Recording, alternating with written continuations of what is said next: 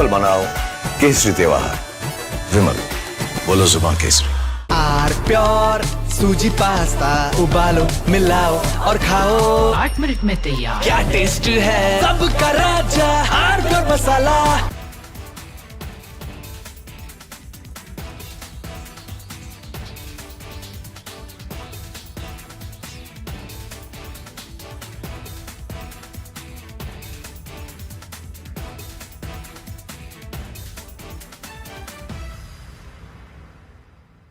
This week, we've seen a developing investigation into a cluster, a very unusual cluster of cases of a certain type of Hantavirus.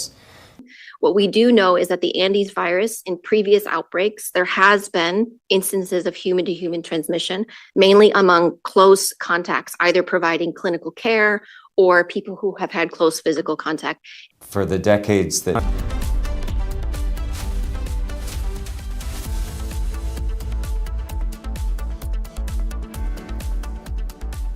Join International Institute of Hotel Management. Call 983-10-50,000. चमकी चाट से क्या बना है? Sandwich लस्सी और छाछ। हर घूंट में चमकी चाट। ड्राई फ्रूट और दही बड़े। चमकी चाट से स्वाद बढ़े। असली स्वाद सिर्फ चमकी चाट। केसरिया से मन जोगी हुआ रे, दिल झूमे देखो मतवारा हुआ रे।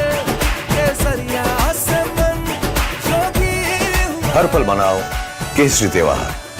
विमल, बोलो जुबान केसरी। थोड़े में ज्यादा स्वाद यही तो है इसकी खास बात। वाओ मामा, क्या स्वाद है? अरे मेरी राजा। राजा आर प्योर मसाला। हमें पेट्रोल डीजल का उपयोग कम करना होगा। Prime Minister Narendra Modi recently issued a strong warning to the nation, asking citizens to save fuel, avoid unnecessary travel, and even work from home if possible. This urgent appeal comes because global tensions are creating a massive energy crisis that directly threatens India. India currently imports up to 90% of the crude oil it needs to survive, and more than half of that oil comes from the Middle East. But the country is currently facing a massive challenges due to the blockade caused by the US-Iran conflict. And right in the middle of this dangerous situation, an event is about to take place that could make things much worse. United States President Donald Trump is traveling to Beijing to meet with Chinese President Xi Jinping. While the news might focus on their discussions about trade rules, technology, or artificial intelligence, the most critical topic for India is what these two leaders will decide regarding the Middle East and global oil supplies. The choices made during this specific meeting will determine if India will have enough fuel for its vehicle or if the country will face a severe shortage at the petrol pumps. The biggest risk for New Delhi involves a major shift in how China buys its energy. Currently, China is the main buyer of Iranian oil, taking in about 1.5 million barrels a day. This discounted oil keeps the global market stable by stopping China from competing for the same oil that India buys from other places.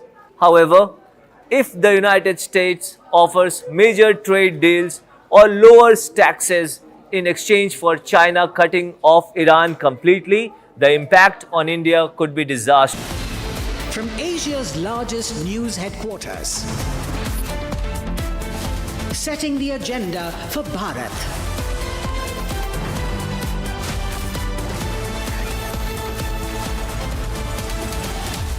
You're watching Republic.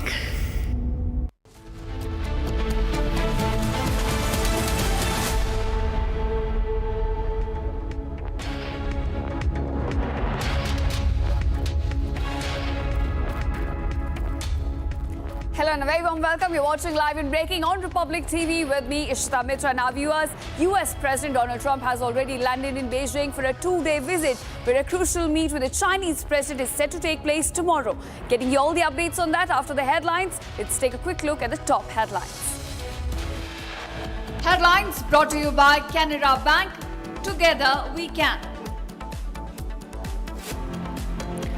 Trump arrives in Beijing for talks with China's Xi Jinping on Iran war, trade and US arms sales to Taiwan.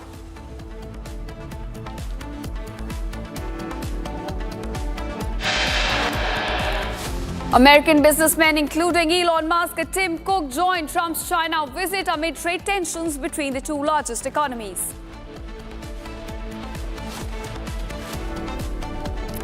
Three church leaders killed after attack on their vehicles by unidentified assailants. Protests erupt across Manipur. Prime Minister Modi cuts down convoy size during domestic visits, urges EV inclusion.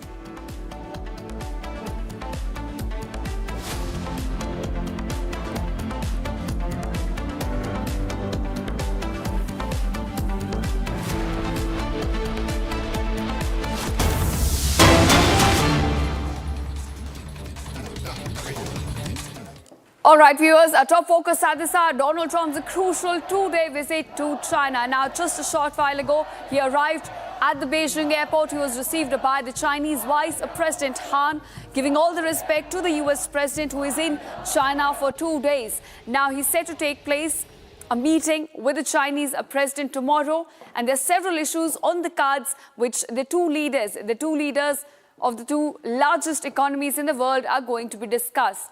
Now, this visit was already delayed due to the Iran war, so that is something that will come up between the discussions. You also have tariffs imposed by US on China, along with what's happening in the Strait of Hormuz. Those are the discussions that will likely take place between the two leaders, as tomorrow President Trump meets the Chinese president. Now, it's a two-day visit. Several things are on the cards. You also have tariff tensions building up between the two economies, while there's Iran war going on in West Asia. Now, apart from that, there's also a tech race taking place between the two economies, and those are the issues that will be taken up this time. Now, remember, the last time President Trump visited China was in 2017, and during that time, he was interestingly received by a state councillor. So this time, both the countries, in fact, have started on a strong footing, as it was the Vice President of the China which came and received the US President.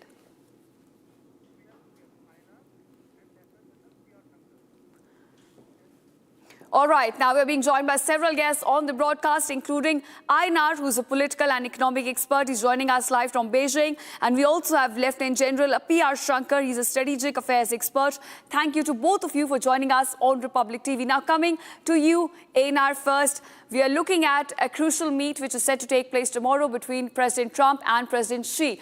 How do you look at this visit, and also what is on the cards for the two leaders?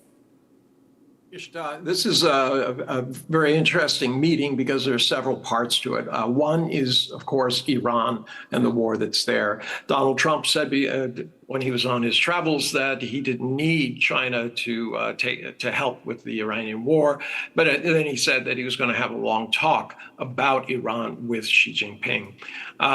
The problem is that China does not control Iran, just like it does not control Russia, and therefore it'll be very, very difficult for Xi to actually do anything. His approach is to try to get a peace table going.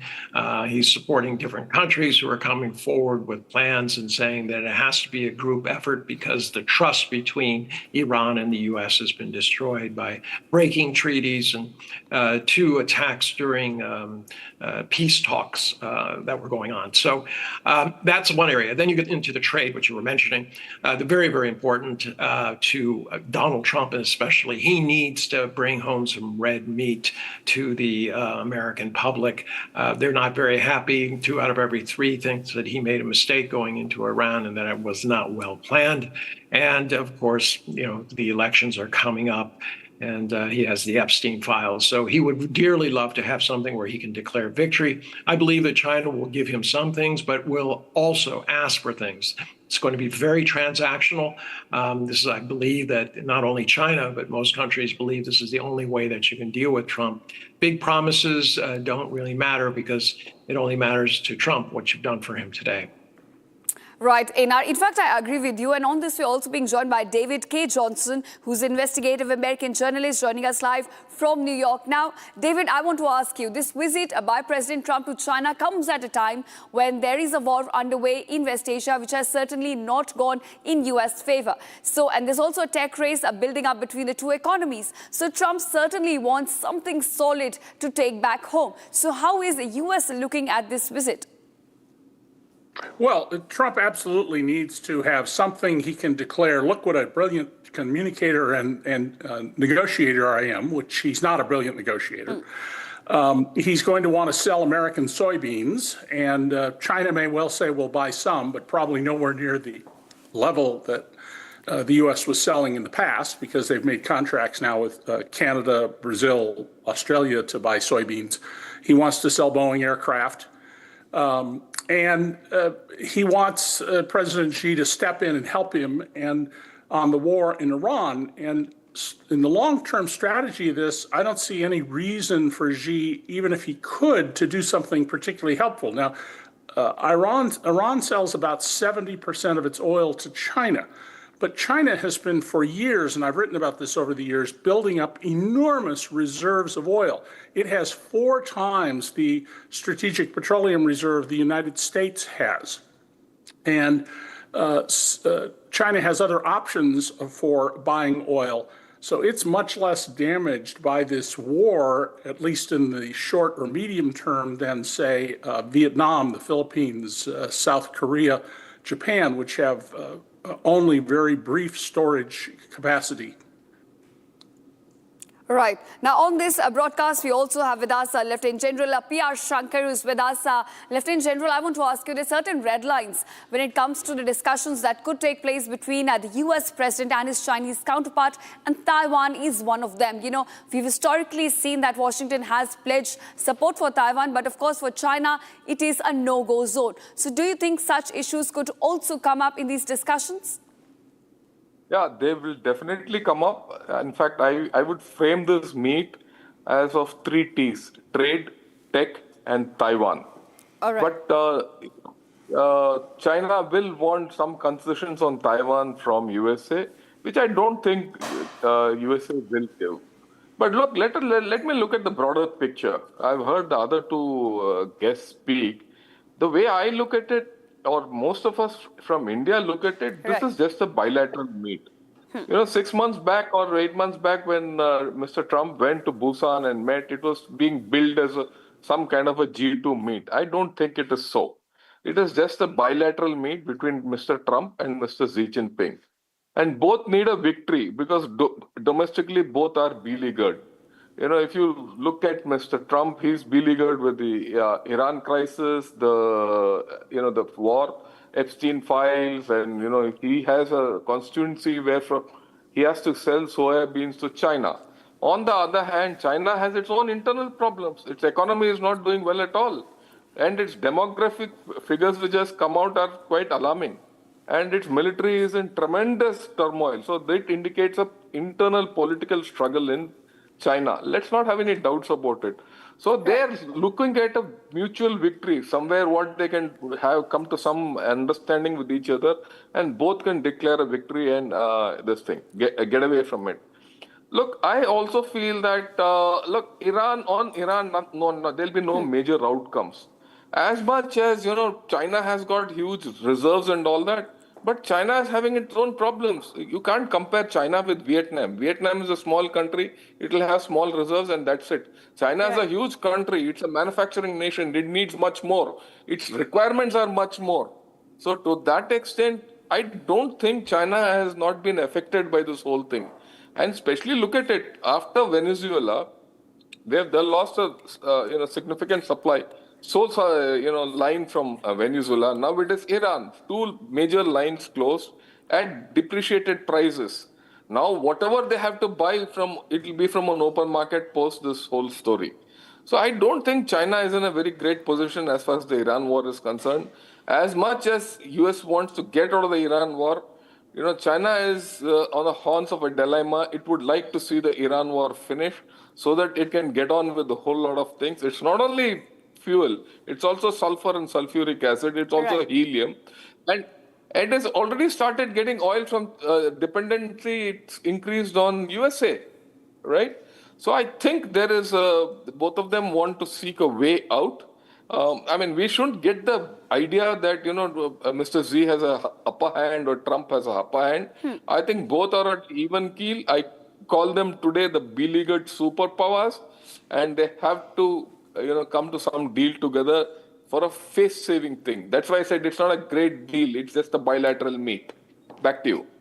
All right, so Einar, David K. and Lieutenant General P.R. Shankar, thank you to all three of you for joining us on Republic TV and sharing your analysis on this big, crucial meet that's set to take place between the US President and his Chinese counterpart tomorrow. Thank you so much for joining us on Republic TV.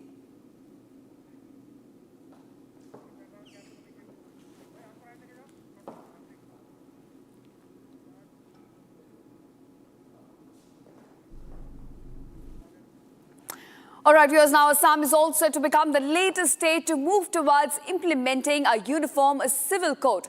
Now, Chief Minister Hemanta Biswa, in fact, on day one, has announced that the state cabinet has already decided to introduce the UCC bill on May 26. Now, the BJP government says that the move is aimed at ensuring equality, justice, while the opposition has accused the government of the day for pushing a politically sensitive agenda. Here are more details on the story. Take a look.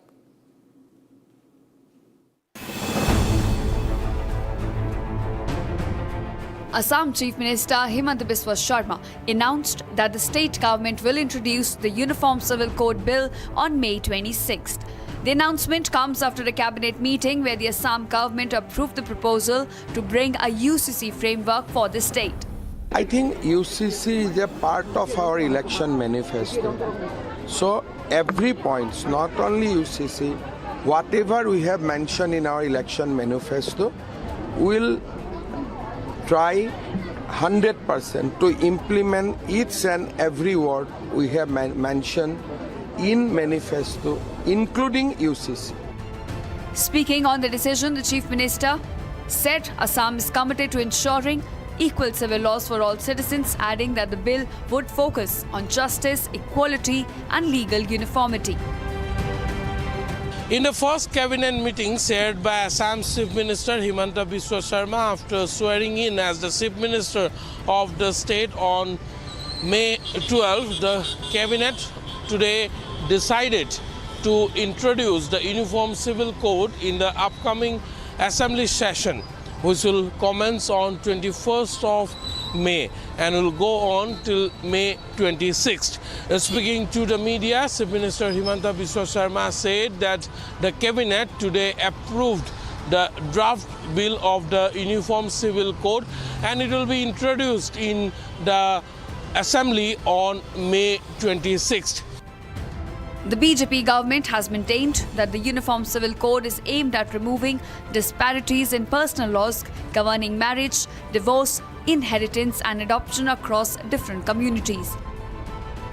Now, Assam's move comes after Uttarakhand, which became the first state in independent India to pass a uniform civil code legislation, intensifying the national debate over the issue. While the BJP has projected the UCC as a step towards gender justice and constitutional equality, opposition parties have accused the government of attempting to polarize voters ahead of the upcoming political battles. The proposed legislation is expected to trigger intense political debate both inside and outside the Assam Assembly, with several organizations already preparing to either support or oppose the bill. With Assam now formally moving towards introducing the Uniform Civil Code, all eyes will be on Assembly session beginning May 26th, where the proposed legislation is expected to spark a major political showdown. All right, viewers, now moving on to what's happening in the state of Kerala. Now, posters carrying messages against Congress leaders Rahul Gandhi and Priyanka Gandhi Vadra surfaced outside the Wayanad district. Now, Congress Committee Office, and today this happened amid a delay in naming the next Kerala Chief Minister despite the Congress-led UDF sweeping victory in the state. Now, here's more on this story. Take a look.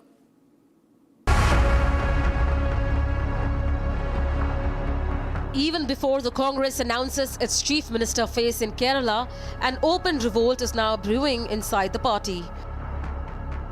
Posters targeting Rahul Gandhi and Priyanka Gandhi Vadra have appeared in Wayanad, warning the Congress High Command against backing KC Venugopal for the top post. The posters carry sharp messages saying Kerala will never forgive the Gandhi sibling if Venugopal is imposed as the chief minister. Some even warn that Wayanad will become the next Amethi, a direct political message aimed at Rahul Gandhi, who earlier represented the constituency. Alongside Priyanka Gandhi Vadra, the current MP from Wayanad has also been dragged into the controversy as internal Congress factions continue to battle over the CM face. Amid the tussle over the CM post in Kerala, some posters appeared on the walls of the DCC office in Wayanad district.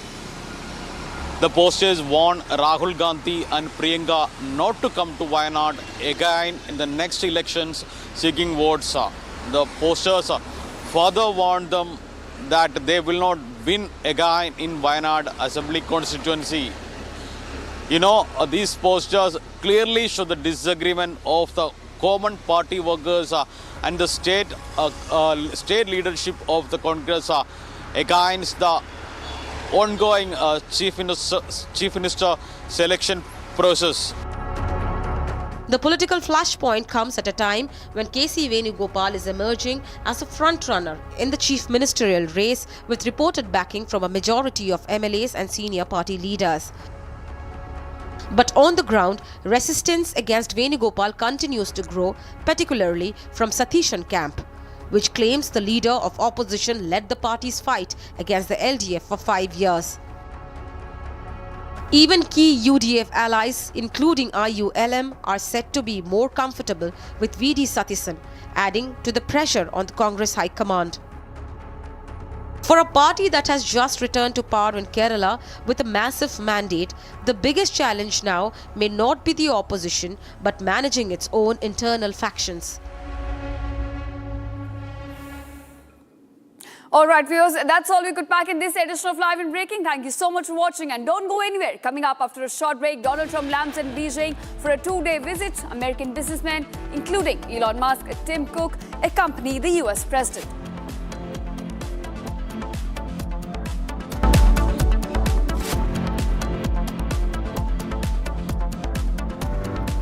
थोड़े में ज्यादा स्वाद यही तो है इसकी खास बात। वाओ मम्मा, क्या स्वाद है? अरे मेरी राजा।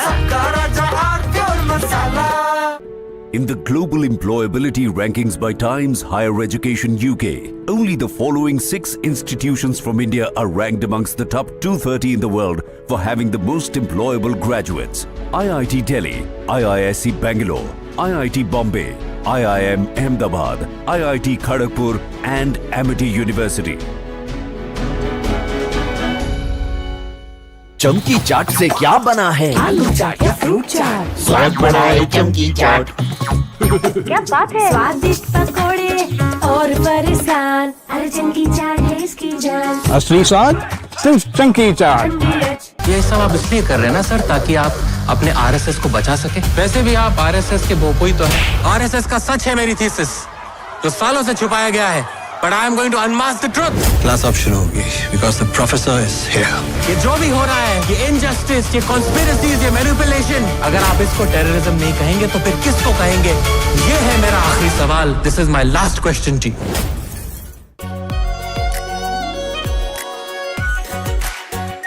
Our pure Shahi Paneer Masala. Delicious, healthy, every day. केसरिया से मन जोगी हुआ रे, दिल झूमे देखो मतवारा हुआ रे, केसरिया से मन जोगी हुआ। हर पल मनाओ केसरी त्योहार। विमल, बोलो जुबान केसरी। प्यास बुझाए, ठंडक लाए, सबको भाई जीरा से। MTH का जल जीरा, जीरा से। जीरा से असली रिफ्रेशिंग, असली स्वाद, असली मजा। अरे ये डिबेट बाहर की सोचे विकी। डिबेट यानी विवाद, भारत विवाद नहीं, संवाद यानी कंस्ट्रक्टिव डिस्कशन, इसमें भरोसा रखता है।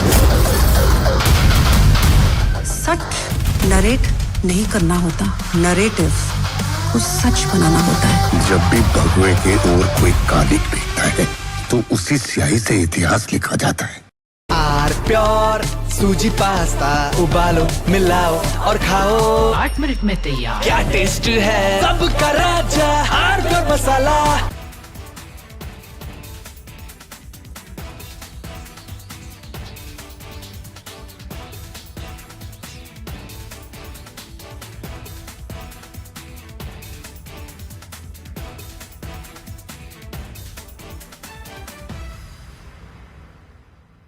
This week, we've seen a developing investigation into a cluster, a very unusual cluster of cases of a certain type of hantavirus.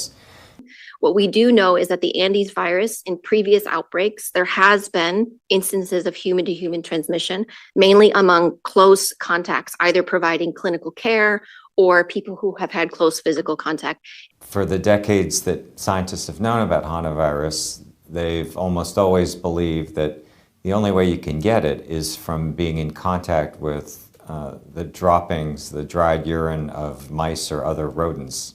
Saying this is not the next pandemic, this is not the next epidemic, this is a cluster of cases, a very unusual situation that is not expected to spread its tentacles across the world and across the United States.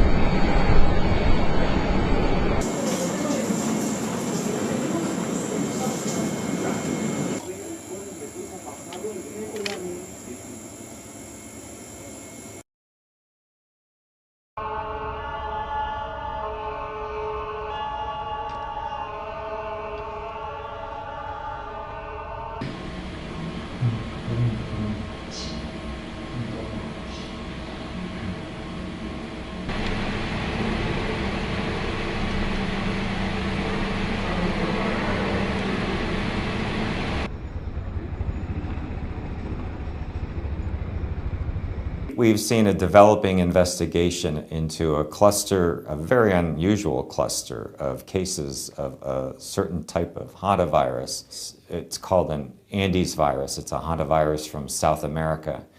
And it's the one type of hantavirus that scientists suspect may be able to spread from person to person.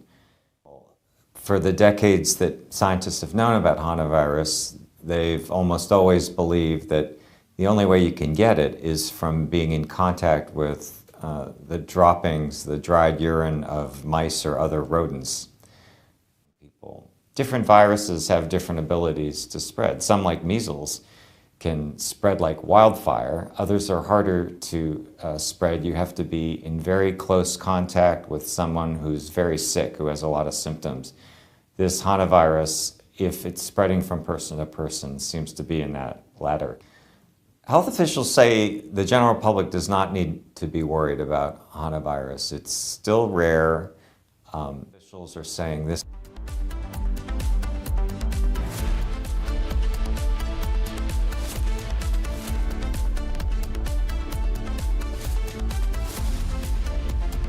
Join International Institute of Hotel Management. Call 983-10-50,000. कोई global organisation नहीं है, it's a terror machine. अगर हम terrorist होते तो terrorist हमें क्यों मारते?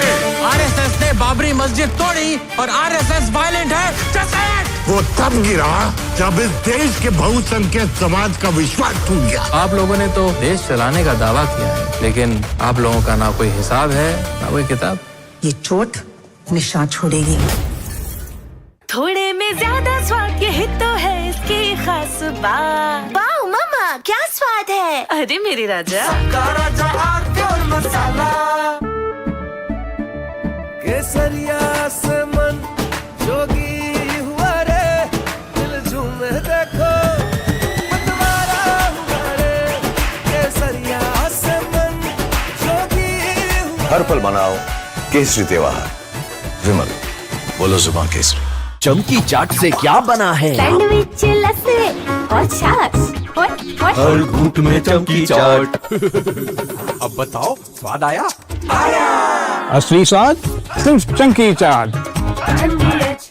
ये सब आप इसलिए कर रहे हैं ना सर, ताकि आप अपने आरएसएस को बचा सके। वैसे भी आप आरएसएस के भोपोई तो हैं। आरएसएस का सच है मेरी थीसिस, जो सालों से छुपाया गया है। But I am going to unmask the truth. Class option होगी because the professor is here. ये जो भी हो रहा है, ये injustice, ये conspiracies, ये manipulation, अगर आप इसको terrorism नहीं कहेंगे तो फिर किसको कहेंगे? ये है मेरा आखिरी सवाल. This is my last question to you.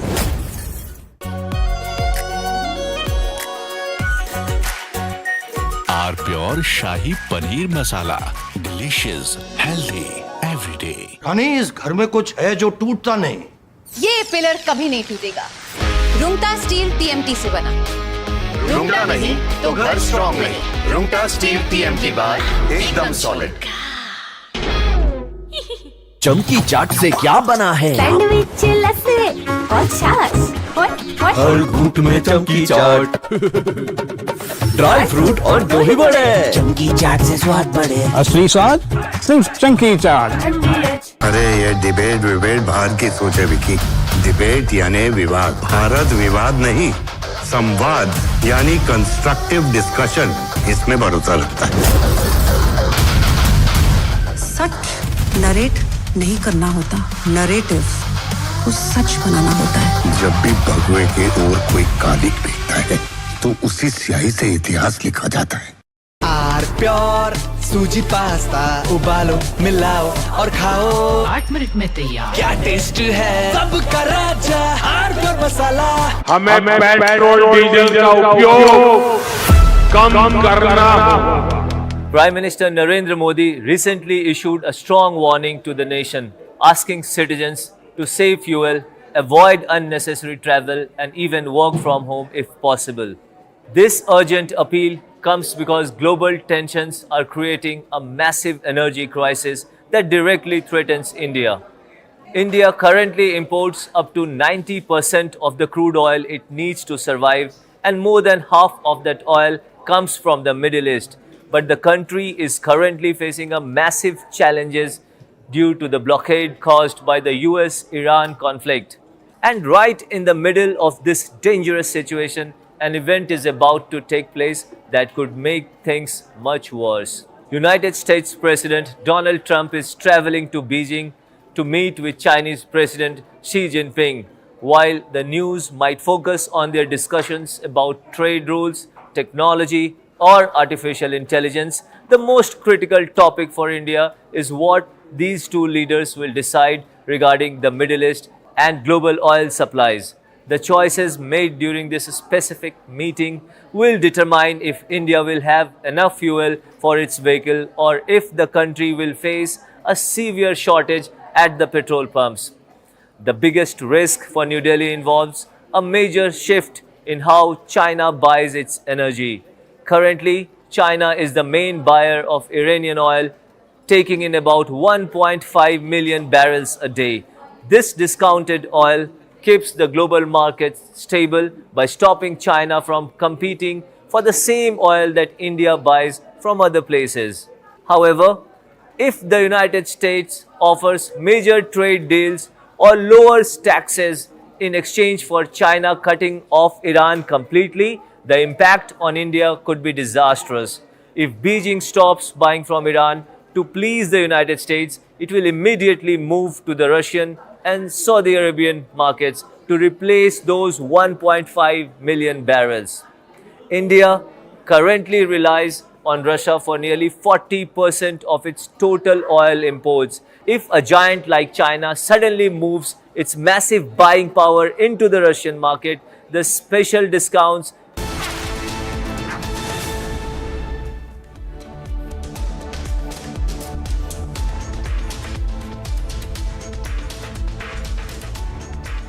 Welcome back, friends. In today's Our Global, we cover the Beijing talks between the United States President Donald Trump and Chinese President Xi Jinping as global markets watch for signs of stability in strained economic ties.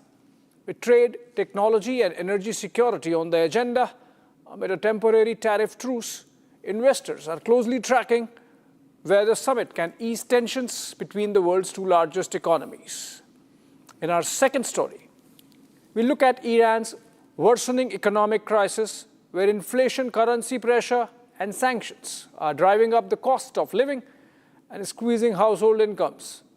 Despite government support measures, many Iranians say daily life has become increasingly difficult, with rising prices and shrinking real wages hitting workers, small businesses, and gig workers the hardest. And then, at the end, we'll cover European energy ministers meet in Cyprus as tensions in the Strait of Hormuz disrupt global oil and gas flows, pushing up fuel prices. Talks focused on stabilizing markets, securing supplies, and easing costs for consumers, including possible windfall taxes on energy firms. Let's begin with the headlines.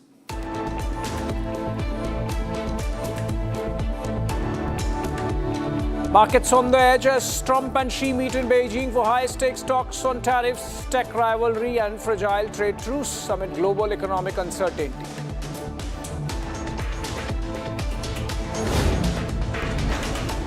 Economic strain deepens in Iran as inflation, sanctions, and currency pressure drive a sharp cost of living surge in Tehran, leaving households and workers struggling for common necessities.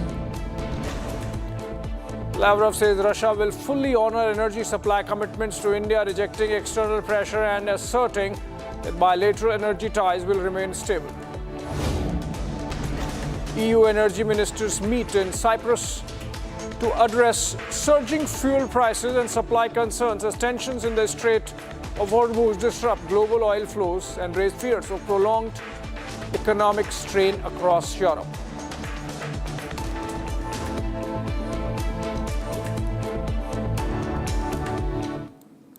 All right, let's begin with a breaking news development, in fact, coming in from Philippines. And reports say gunshots rung out outside the Filipino Senate, where authorities have tried to arrest a senator. These shots were fired inside the Filipino Senate in Manila. And the raid is underway to arrest Senator De La Rosa, an ICC fugitive. Gunfire inside the parliament being reported in Philippines.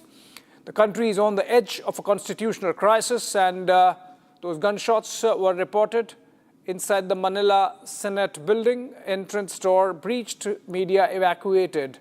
And the suspect happens to be, these are pictures coming in, first pictures on Republic of a live police action panning out inside the Filipino Senate in Manila, where one senator seems to be a suspect by the name of De La Rosa.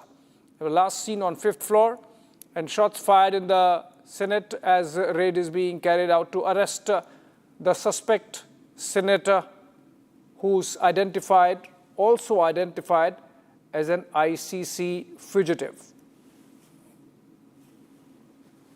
These are pictures coming in live of the police action, and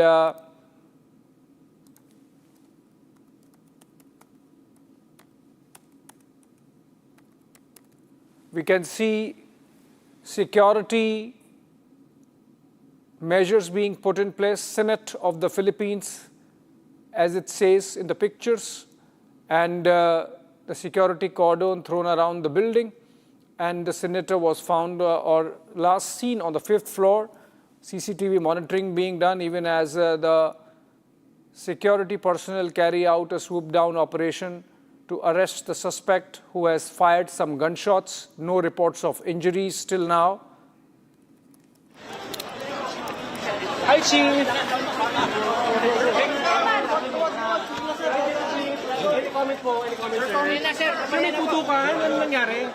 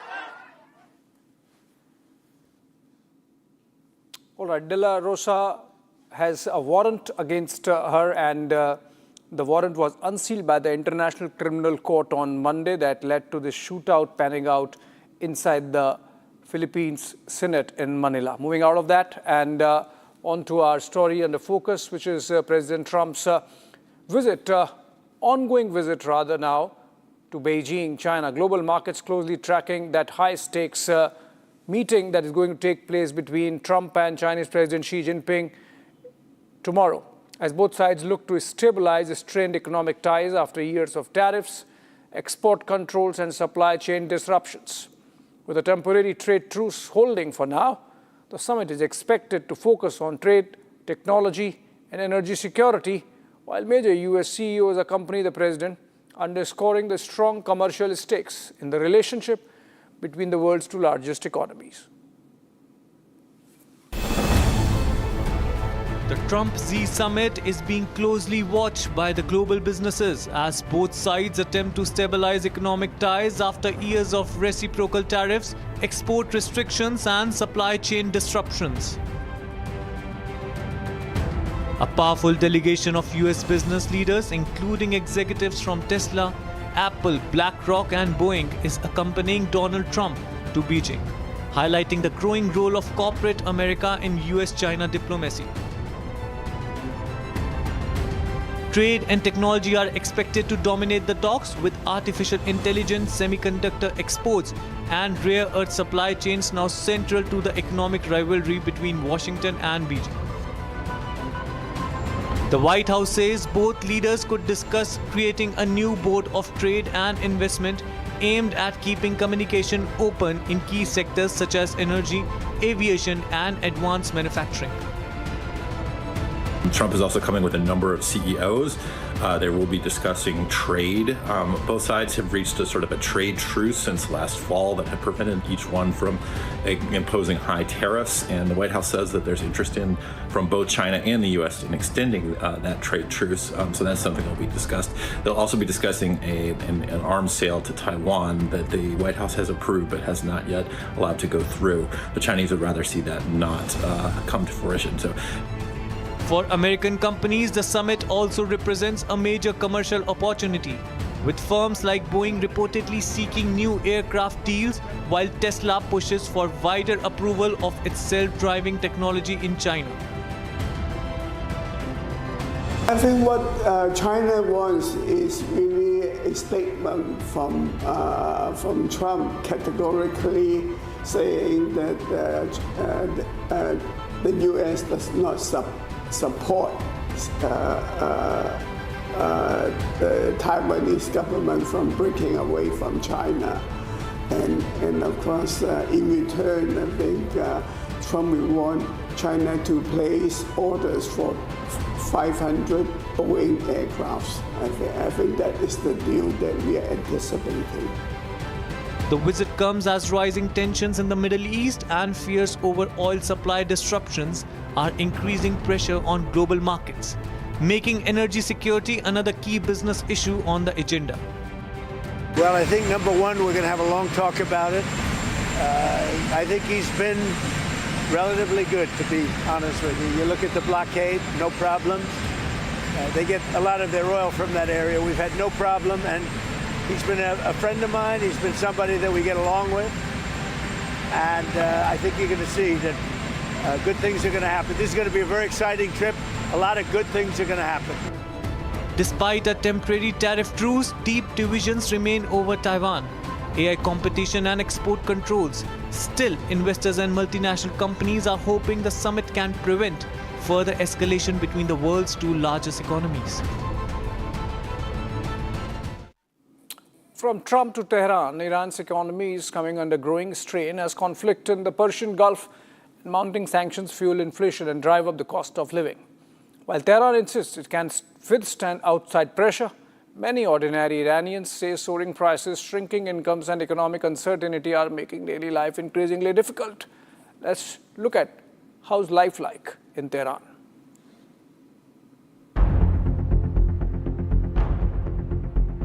Tehran's markets are still stocked, but for many Iranians, everyday essentials are slipping out of reach. Inflation, Currency pressure and wartime disruption are squeezing household purchasing power across the capital. متاسفانه وضع اقتصادی بسیار بسیار بده، یعنی یه قشری هستن به هر حال اینا درآمدشون خود کمه دیگه، با توجه به این درآمد کم اصلا نمیتونن زندگیشون رو با اون چیز جوری که باید و شاید بچرخونن. این خیلی سخته، مخصوصا اونایی که مستاجر هستن که دیگه با مصیبت هاست. Economists warn Iran is facing a deep cost of living crisis. Sanctions, supply chain disruptions, and damage to infrastructure are accelerating price in food, transport, and consumer goods. Taxi drivers say incomes are collapsing in real terms as fuel, rent, and vehicle maintenance costs surge. Many workers now rely on multiple jobs just to stay above subsistence level. ببینید ما خیلی اقلام مثلا جنسی رو که برای خونه نیاز داریم، خیلیشون اصلا دیگه دورشون خط قرمز کشیدیم دیگه، اصلا دنبال اونا نمیریم. ولی چیزایی که مثلا ضروریه مثلا فرض بفرمایید که نون و سیب زمینی و حالا تخم مرغ هم که دیگه اصلا نمیشه بخریم. The government has raised wages and expanded subsidy programs, but analysts say liquidity injections are also feeding inflationary pressure and weakening consumer confidence. Iran's confrontation with the United States in the Persian Gulf is adding further economic uncertainty. Concerns over the Strait of Hormuz are rattling global energy markets and increasing pressure on Tehran's economy. For younger workers, the crisis is becoming a question of survival rather than savings. Delivery riders and gig economy workers describe delayed wages, rising rents, and shrinking financial security. والا الان که درآمد اقتصادی خیلی درآمد داغونیه، اصلا پول در نمیاد، باید به سختی پول در بیاری. من خودم شخصا الان دارم 2 شغل انجام میدم، هم دارم دستفروشی میکنم، هم دارم بازاریابی تپسی میکنم. بازاریابی تپسی به این صورته که هر موتوری که ثبت نام کنی 500,000 تومان میدن، ولی تقریبا الان 1 ماهی هستش که ما هنوز پولی دریافت نکردیم، فقط کار کردیم. All right, we are getting a breaking news development, in fact, connected with Prime Minister Modi's upcoming visit to the United Arab Emirates. It gains significance in the backdrop of the appeal made by Prime Minister to tighten the belt, because we are looking at a period of uncertainty insofar as fuel supplies are concerned. In fact, during the visit of Prime Minister to UAE, a very short one, on his way to Europe, one of the key areas of focus will be energy security, and 2 important MOUs in the areas of LPG and strategic petroleum reserves are likely to be concluded. This is going to be a short one, but a very important, crucial one, given the fact that we are facing a veritable fuel crisis panning out not just for India, but for around the world. And even as we stay on fuel crisis, Russian Foreign Minister Sergei Lavrov has said that Russia will fully honor all energy supply agreements with India, insisting that cooperation between the 2 countries will continue despite what he called unfair external competition, and adding that India's energy interests will not be affected under any circumstances. Reassuring words coming in there from the Russian Foreign Minister, who's in New Delhi tomorrow to participate in the BRICS Foreign Ministers Summit. That's going to have foreign ministers of 11 countries participating. BRICS foreign ministers meeting happening parallelly even as President Xi Jinping does a tango with US President Donald Trump.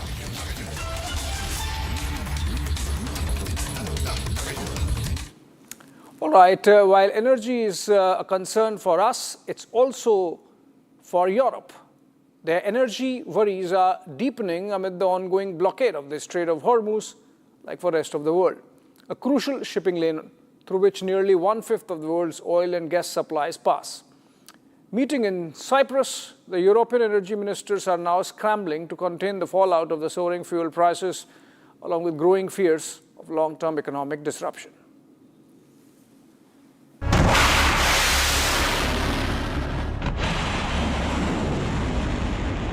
The energy crisis triggered by tensions in West Asia are now sending shockwaves across Europe. The EU's energy ministers gathered in Nicosia, Cyprus for urgent talks aimed at tackling surging fuel prices linked to the ongoing blockade of the Strait of Hormuz. The narrow waterway remains one of the world's most critical energy routes, carrying approximately 20% of global oil and gas supplies. Opening the meeting, Cyprus Energy Minister Michael Damianos warned that the situation remained critical, while also saying that the EU is focused on safeguarding economic and energy security. Under our motto, an autonomous union open to the world, we are focused on safeguarding Europe's economic and energy security, as well as energy affordability for people, businesses and industry, while remaining open to the world and firmly grounded in a shared European values. Today's discussions are aligned with that mission. We aim to deliver a resilient energy system capable of withstanding external shocks while ensuring that energy remains affordable. Cyprus currently holds the European Union's rotating presidency, placing it at the center of EU's emergency response discussions. Spanish Ecological Transition Minister Sarah Agustin revealed that 5 European countries have written to the European Commission backing a windfall tax on excess profit earned by energy companies. We need to have a balanced approach between consumers and industries that are suffering from this crisis and companies that probably they are having an extra profit in this current situation. So we want to see the balance there. The ministers also posed for a family photograph before beginning closed-door discussions, which are expected to focus on energy resilience, price stabilization and market intervention, among others. As fears grow over prolonged instability in West Asia, Europe now faces difficult challenge of securing energy supplies while preventing another major living cost for millions across the continent.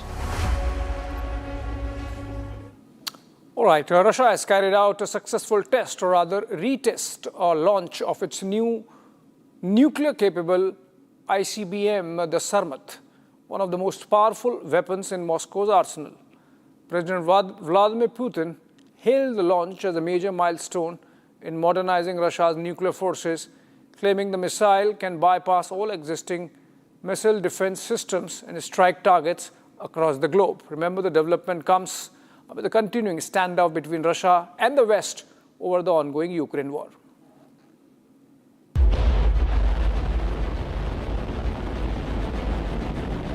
Russia has successfully tested its latest heavy intercontinental ballistic missile, the RS-28 Sarmat. It is the next-generation nuclear-capable weapon designed to replace the aging Soviet-era missile, also known as Satan in the West. The launch was conducted by Russia's strategic missile forces, and the missile met all technical and combat specifications during the test. Товарищ Верховный Главнокомандующий, сегодня в 11 часов 15 минут ракетными войсками стратегического назначения проведен пуск новейшей тяжелой жидкостной межконтинентальной баллистической ракеты «Сармат». Пуск успешный, задача пуска выполнена. По результатам испытаний подтверждена правильность заложенных конструкторских и технологических решений, а также реализуемость ракетным комплексом заданных характеристик. President Putin personally praised the launch, describing the Sarmat as the world's most powerful missile system. He claimed its destructive capability exceeds that of any Western equivalent by more than 4 times. Во-первых, это самый мощный ракетный комплекс в мире, не уступающий по мощности стоящему у нас на вооружении ракетному комплексу «Воевода», как только что было сказано, еще советского производства. Суммарная мощность доставляемого боезаряда более чем в 4 раза превышает мощность любого существующего самого мощного западного аналога.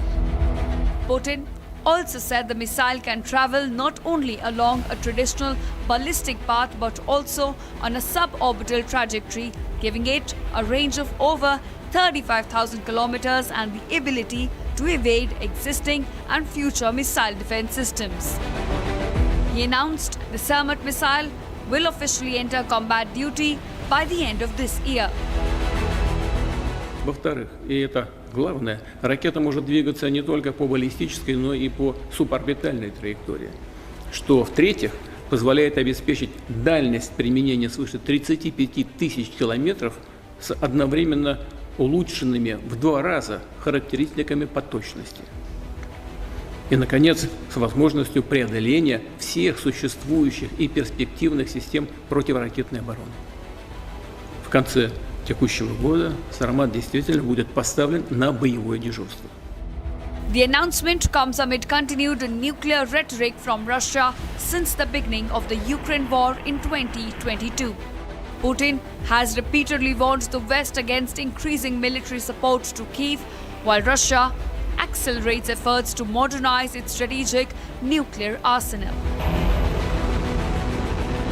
With the Sarmat set to become operational soon, concerns are now likely to grow globally over a renewed nuclear arms race between Russia and the West.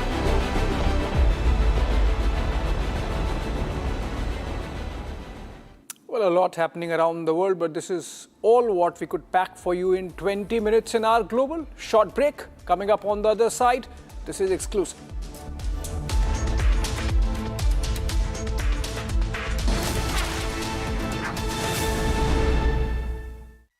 In the global employability rankings by Times Higher Education UK, only the following 6 institutions from India are ranked amongst the top 230 in the world for having the most employable graduates. IIT Delhi, IISc Bangalore, IIT Bombay, IIM Ahmedabad, IIT Kharagpur and Amity University. कोई global organisation नहीं है, it's a terror machine. अगर हम terrorist होते तो terrorist हमें क्यों मारते? आरएसएस ने बाबरी मस्जिद तोड़ी और आरएसएस वायलेंट है। वो तब गिरा जब इस देश के बहुसंख्यक समाज का विश्वास टूट गया। आप लोगों ने तो देश चलाने का दावा किया है, लेकिन आप लोगों का ना कोई हिसाब है ना कोई किताब। ये चोट निशान छोड़ेगी। थोड़े में ज्यादा स्वाद, यही तो है इसकी खास बात। वाओ मामा, क्या स्वाद है? अरे मेरे राजा, राजा और मसाला। आई का ये जश्न है, जश्न का ये जश्न है। अरे राष्ट्रीय इलायची, जश्न का जश्न। चमकी चाट से क्या बना है? आलू चाट या फ्रूट चाट, स्वाद बनाए चमकी चाट। क्या बात है? स्वादिष्ट पकोड़े और फरसान, अरे चमकी चाट है इसकी जान। असली स्वाद सिर्फ चमकी चाट।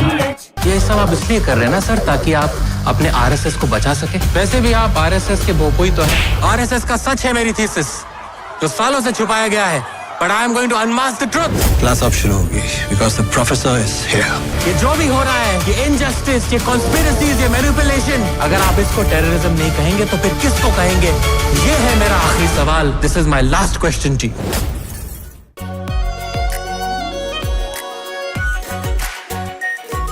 Pure shahi paneer masala, delicious, healthy, everyday. रानी, इस घर में कुछ है जो टूटता नहीं। ये पिलर कभी नहीं टूटेगा। रुंगटा स्टील टीएमटी से बना। रुंगटा नहीं तो घर स्ट्रॉन्ग नहीं। रुंगटा स्टील टीएमटी बार एकदम सॉलिड।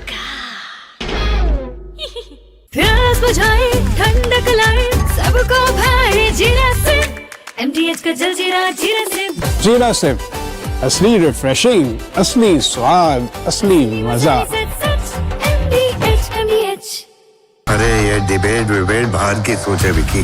डिबेट यानी विवाद, भारत विवाद नहीं, संवाद यानी कंस्ट्रक्टिव डिस्कशन, इसमें भरोसा रखता है। सच नरेट नहीं करना होता, नरेटिव को सच बनाना होता है। जब भी भगवे के ओर कोई कालिक दिखता है तो उसी स्याही से इतिहास लिखा जाता है। आर प्योर सूजी पास्ता, उबालो, मिलाओ और खाओ। 8 मिनट में तैयार। क्या टेस्ट है सबका राजा, R Pure masala. This week we've seen a developing investigation into a cluster, a very unusual cluster of cases of a certain type of Hantavirus. What we do know is that the Andes virus, in previous outbreaks, there has been instances of human-to-human transmission, mainly among close contacts, either providing clinical care or people who have had close physical contact. For the decades that scientists have known about Hantavirus, they've almost always believed that the only way you can get it is from being in contact with the droppings, the dried urine of mice or other rodents. Saying this is not the next pandemic, this is not the next epidemic, this is a cluster of cases, a very unusual situation that is not expected to spread its tentacles across the world and across the United States.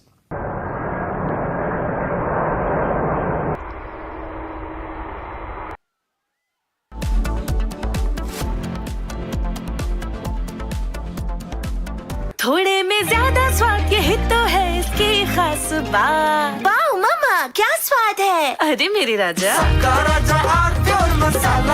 कोई global organisation नहीं है, it's a terror machine. अगर हम terrorist होते तो terrorist हमें क्यों मारते? आरएसएस ने बाबरी मस्जिद तोड़ी और आरएसएस वायलेंट है।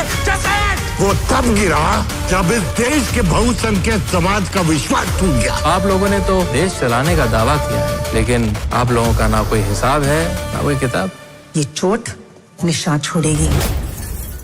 चमकी चाट से क्या बना है? आलू चाट या फ्रूट चाट, स्वाद बनाए चमकी चाट। क्या बात है। स्वादिष्ट पकोड़े और फरसान, अरे चमकी चाट है इसकी जान। असली स्वाद सिर्फ चमकी चाट। केसरिया से मन जोगी हुआ रे, दिल झूमे देखो मतवारा हुआ रे। केसरिया से मन जोगी हुआ। हर पल मनाओ केसरी त्योहार। विमल बोलो जुबान केसरी।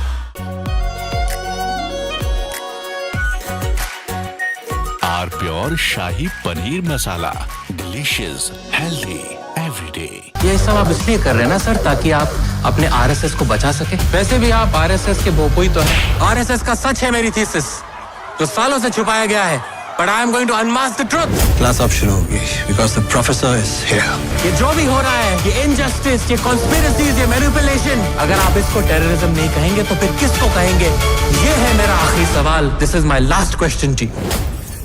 चमकी चाट से क्या बना है? सैंडविच लस्सी और छाछ और हर घूंट में चमकी चाट। ड्राई फ्रूट और दही बड़े। चमकी चाट से स्वाद बढ़े। असली स्वाद सिर्फ चमकी चाट।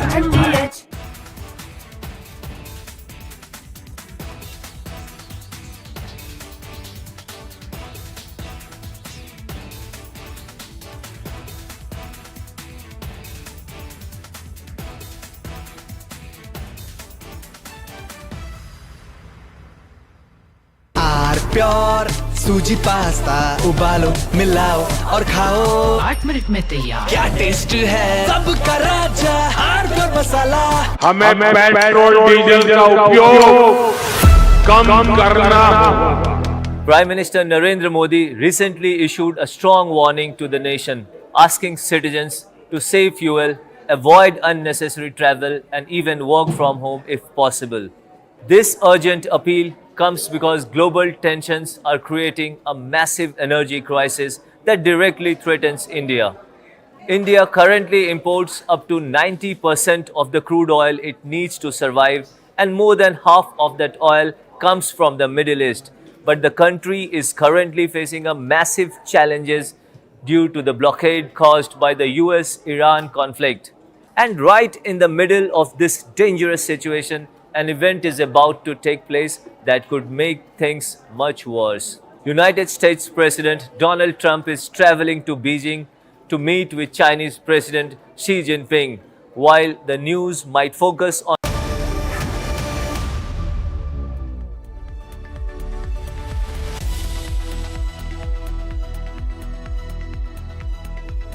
Thank you for joining us, ladies and gentlemen, on This Is Exclusive. We're coming to you with an exclusive story on the Neet cheat. We have gone deep inside the groups that cheated students.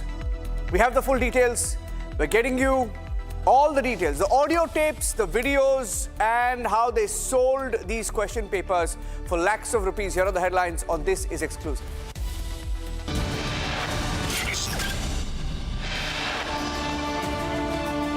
All about the Neet cheat brothers. That's where it all started. Mangilal, Dinesh, the brothers who bought the Neet question papers for 30 lakh rupees and then sent it to everyone across the country.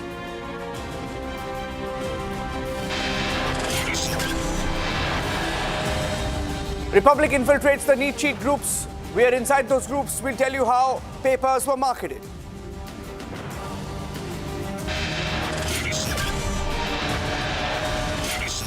Five accused arrested, all on the masterminds, straight from Nasik to Pune to Sikar, in Rajasthan to Jaipur. We join the dots, get you the faces.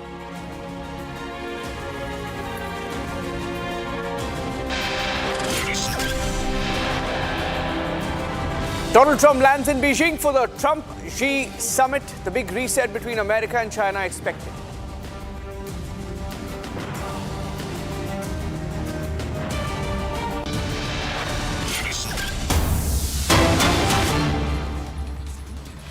Okay, ladies and gentlemen, we're getting in some breaking news right now, and this is exclusive. Before we go across to our story, which is exclusive this evening, Amul has hiked milk prices by 2 rupees per litre across the country, effective the 14th of May. Now, this is big, ladies and gentlemen, because this is going to affect every household in India. This will have an impact on every household in India, and this will cause a dent, of course, in finances of homes across the country.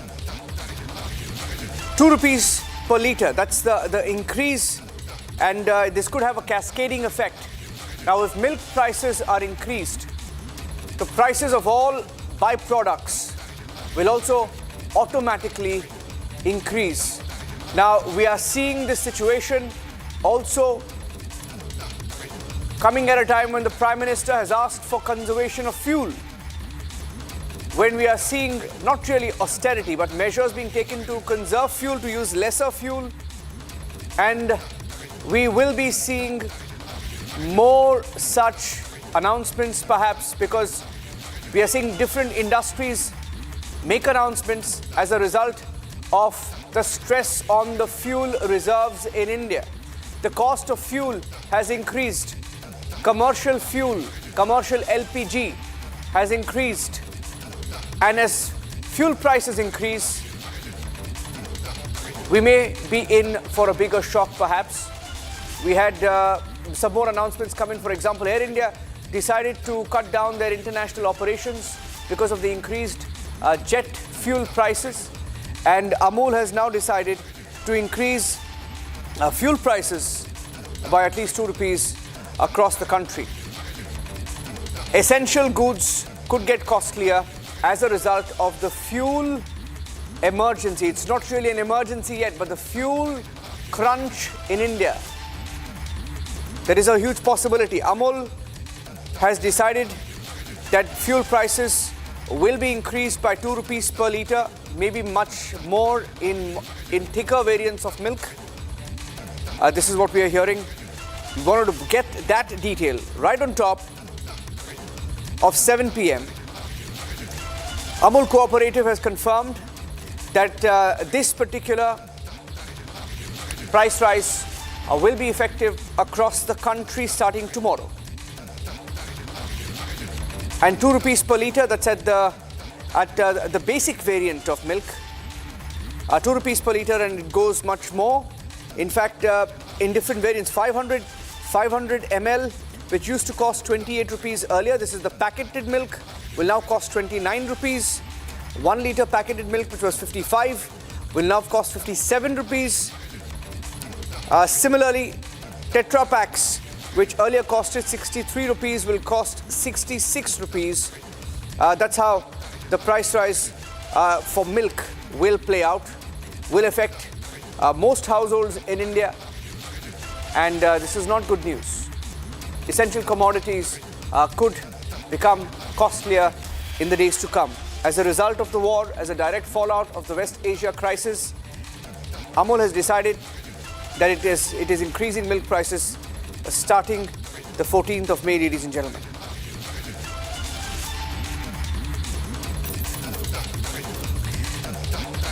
Ishita is joining us in just a few seconds on Republic TV. Ishita, we are seeing the stress being felt across different industries, across the board. Because if milk prices are increased, the cost of food will obviously increase. Essential commodities, essential food items. We're seeing the stress also being felt by the airline industry, right? This is going to have a cascading effect across the board. Ishita.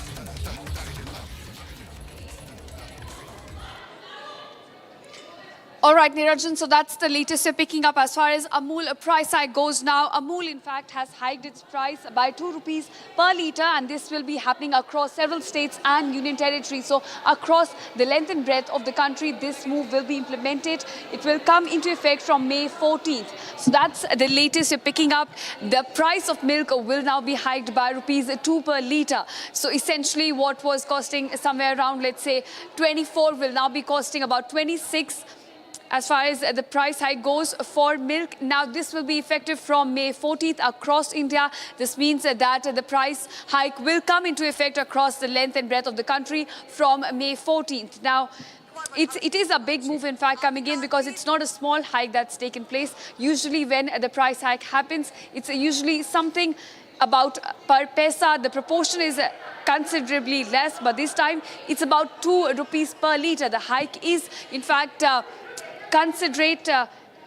It has come in and it will be coming into effect from May 14th across India. That's the latest we are picking up. It's still a developing news, so more details will be coming in, which will put into context this hike that has been brought in by Amul. But right now the price hike is around 2 rupees per litre across the length and breadth of the country. It will be effective from May 14th.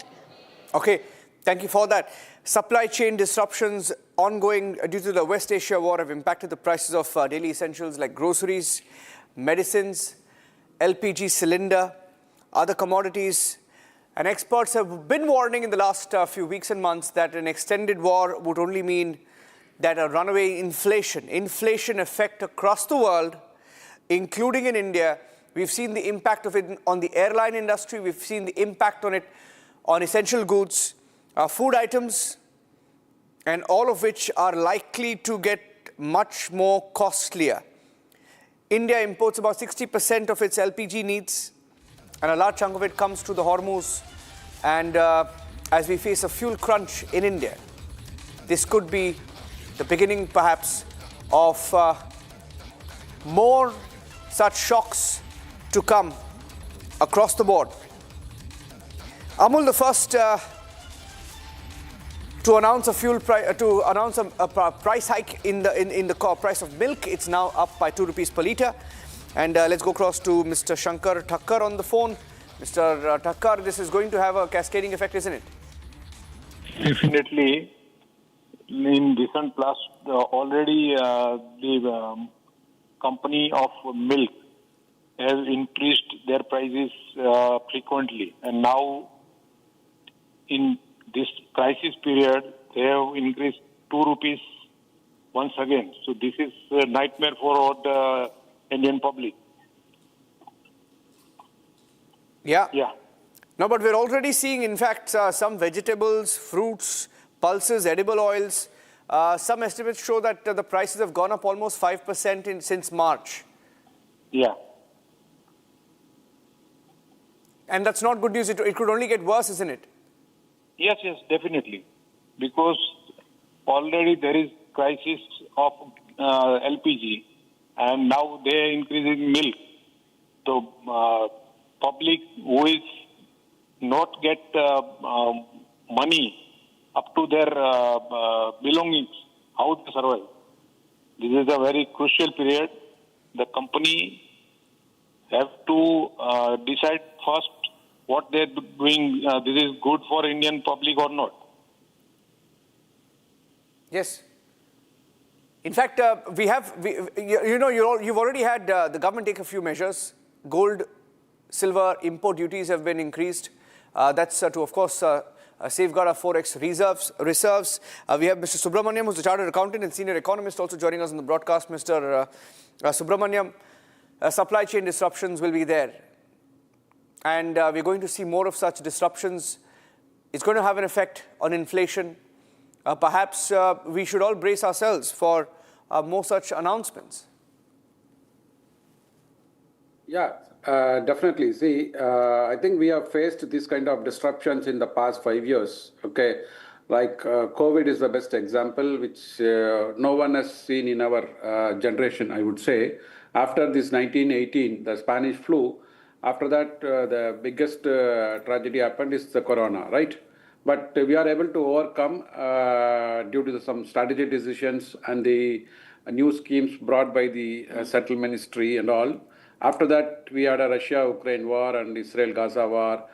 In all those situations, we had a supply disruptions and we had a crude oil price hike, which is the main cause of, or I would say that it is a major ticket item in the inflation, right?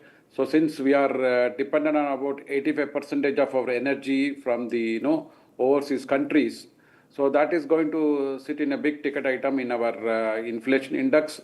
That is why I think Modi ji has actually asked people to reduce the petrol diesel consumption by doing the work from home, or he has requested the colleges and schools to do the online. So directly or indirectly, we should contribute to the global Indian economy, because the global economy is in a difficult situation now. Even the Singapore Prime Minister, he has also, a couple of weeks back, he has also requested the people to judicially spend money on that, because he said supply disruptions will be there. Okay, supply disruption can be on energy, or can be on any raw material products which are going to come into our own country. Okay, we have seen that big issue for the automotive market in the corona times. Same thing can happen. That is why we need to be a self-sustained economy, not only in agriculture, in wherever our needs, whatever the products which are essential for the day-to-day life, we need to focus and make production from in-house. So that is what our focus should be. But definitely, I think prior to 2014, if you see the inflation numbers, it were in double digits. It has touched about 10.95%. Okay, because of a lot of measures taken by the central government and state governments, it is under control. It's less than or within the 4 to 6% of the RBI band. But this crisis is applicable across more than 130, 140 countries. Okay, but how we can resilient, how we can bounce back from these issues, or how can we proactively plan? So that is where our strength lies, our resilient India, which they can focus and come out of this crisis. I think, yes, definitely it's a shock and surprise to everyone. We are not able to get energy from the overseas. And there may be a disruption in the local also, but we can plan proactively. I'm sure we can overcome in this situation. Yeah. In fact, you also had, as a measure being taken by the government, a few duties increased. This announcement came in the last 24 hours. You had gold import duties, which was earlier at 6%, taken up to 15%. You have silver import duties, which was earlier 6%, taken up to 15%, to try and, of course, all of this aimed at shielding our forex reserves. Gold has shot up. Earlier was about 1,49,000, has gone up to 1,58,000 as a result of the import duty increase in the last 24 hours. Silver, which was about 2,44,000 per kilogram, is now about 2,90,000 because of the import duty increase. Now, when you look at the announcement also being made by the Prime Minister's office and what was discussed in the cabinet meeting, by the way, there was a meeting in the cabinet of the cabinet held today, and a few announcements were made. We have those graphics of what was discussed, or at least the messaging that came out of the cabinet meeting. If you can play out those graphics, what was said is there is no rollback on welfare schemes, there is no rollback on subsidies, there is no rollback on infrastructure spending. There is an appeal for fuel conservation and work from home adoption. And the focus is on smarter consumption patterns, reducing fuel dependence, focus on cutting unnecessary imports, foreign currency intensive spending, focus is on strengthening economic resilience without slowing growth, focus is to strengthen economy without slowing public investment. And these are not austerity measures, is what the government says, but it all boils down to the supply chain disruption and the fact that you can't have too many vehicles on the road.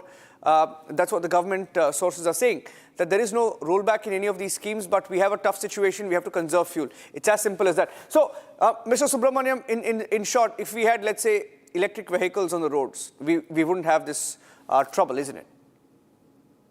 No, I won't say that is the solution, because for the electricity also, a lot of state governments are having a problem. If you take all the state governments' electricity companies, they are bleeding now. Okay, I can take example from Tamil Nadu. So we are our procurement cost, on an average procurement cost per unit of electricity is about 9 rupees, whereas the realization, so sales realization from the consumers, it's about 6.5 rupees. So we are anywhere between 2.5 to 3 rupees. The state government is incurring loss. I am sure most of the state governments will be incurring losses because it's more subsidized. Okay, I won't say that EV is the major option, but EV can be one option, like solar. I think people should move towards solar, so that the energy what they consume at the domestic level, whatever units, whether it is 500 units or 1,000 units per month, if it can be generated using the solar panels, like using the Prime Minister's solar scheme, definitely that can give a big boost. I think that has been announced a couple of years back. I think we should focus more on that. I'm sure they will not cut on subsidies, they will not cut on basic needs. But only thing is, what we'll have to understand is that there is a trio, commodities. 3 commodities will go together in parallel: gold, crude oil, and dollar. I would say dollar, you can treat it as a commodity. Whenever there is a problem, world crisis happens, immediately the gold price will go up, because gold being considered as the safety investment even for the governments, not only for the families. No, at the time of need, governments also pledge the gold and borrow money to save their economy. So gold price will go up. We pay dollar and get gold. So there's a demand for dollar which increases. Automatically dollar to the local currency prices will go. Similarly, the crude oil. So these 3 are interlinked.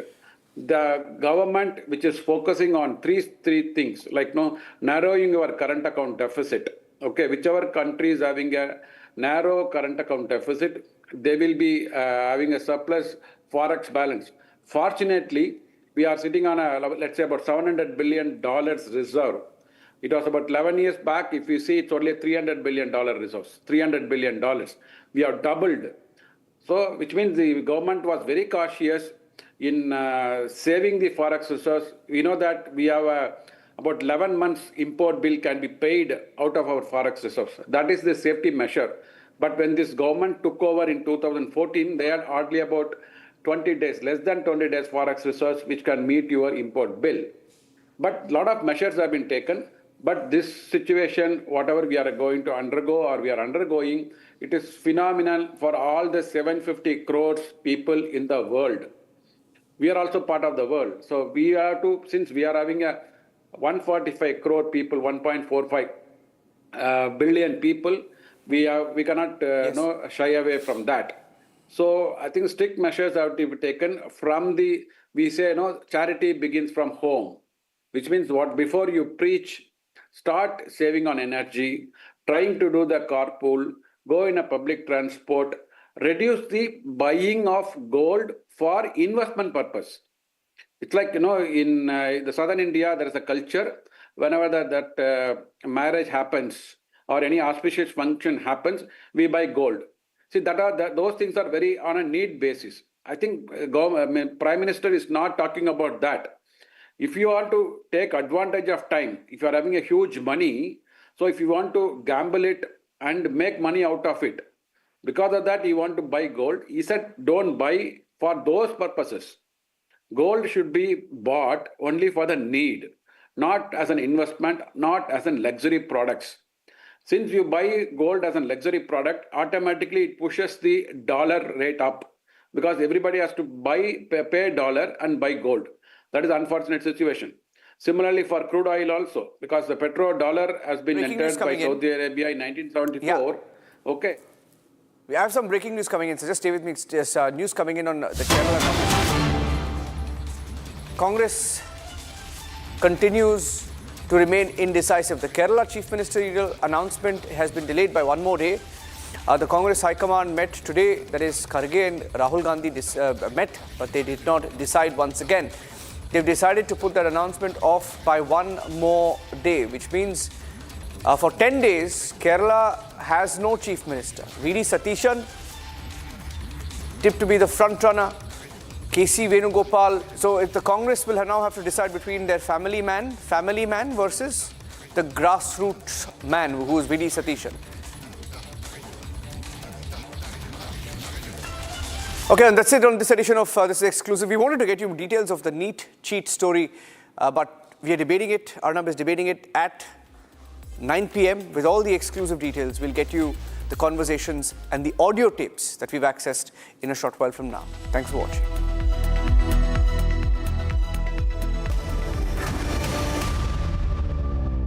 In the global employability rankings by Times Higher Education UK, only the following 6 institutions from India are ranked amongst the top 230 in the world for having the most employable graduates. IIT Delhi, IISc Bangalore, IIT Bombay, IIM Ahmedabad, IIT Kharagpur and Amity University. थोड़े में ज्यादा स्वाद ये हित तो है इसकी खास बात। वाओ मामा क्या स्वाद है? अरे मेरी राजा अरे ये डिबेट बाहर की सोचे विकी। डिबेट यानी विवाद, भारत विवाद नहीं, संवाद यानी कंस्ट्रक्टिव डिस्कशन, इसमें भरोसा रखता है। सच नरेट नहीं करना होता, नरेटिव को सच बनाना होता है। जब भी भगवे के ओर कोई कालिक फेंकता है तो उसी स्याही से इतिहास लिखा जाता है। चमकी चाट से क्या बना है? सैंडविच लस्सी और छाछ हर घूंट में चमकी चाट। अब बताओ स्वाद आया? आया। असली स्वाद सिर्फ चमकी चाट।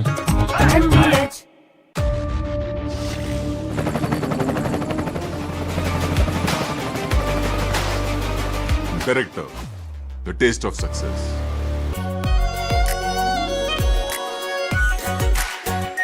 Are pure shahi paneer masala, delicious, healthy, everyday. कोई ग्लोबल ऑर्गेनाइजेशन नहीं है, इट्स अ टेरर मशीन। अगर हम टेररिस्ट होते तो टेररिस्ट हमें क्यों मारते?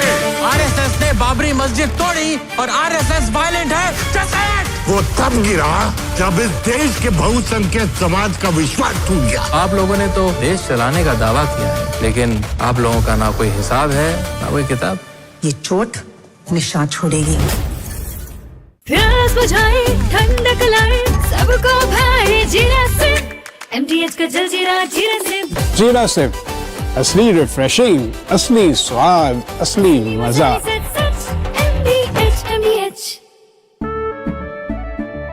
केसरिया से मन जोगी हुआ रे, दिल झूमे देखो मतवारा हुआ रे। केसरिया से मन जोगी हुआ। हर पल मनाओ केसरी त्योहार। विमल, बोलो जुबान केसरी। आर प्योर सूजी पास्ता उबालो मिलाओ और खाओ, 8 मिनट में तैयार। क्या टेस्ट है सबका राजा R Pure masala.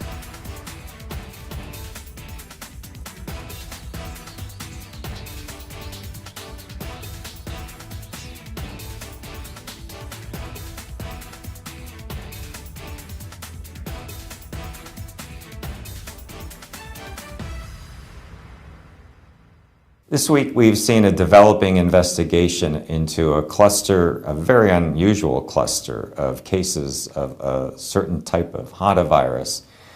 What we do know is that the Andes virus, in previous outbreaks, there has been instances of human-to-human transmission, mainly among close contacts, either providing clinical care or people who have had close physical contact.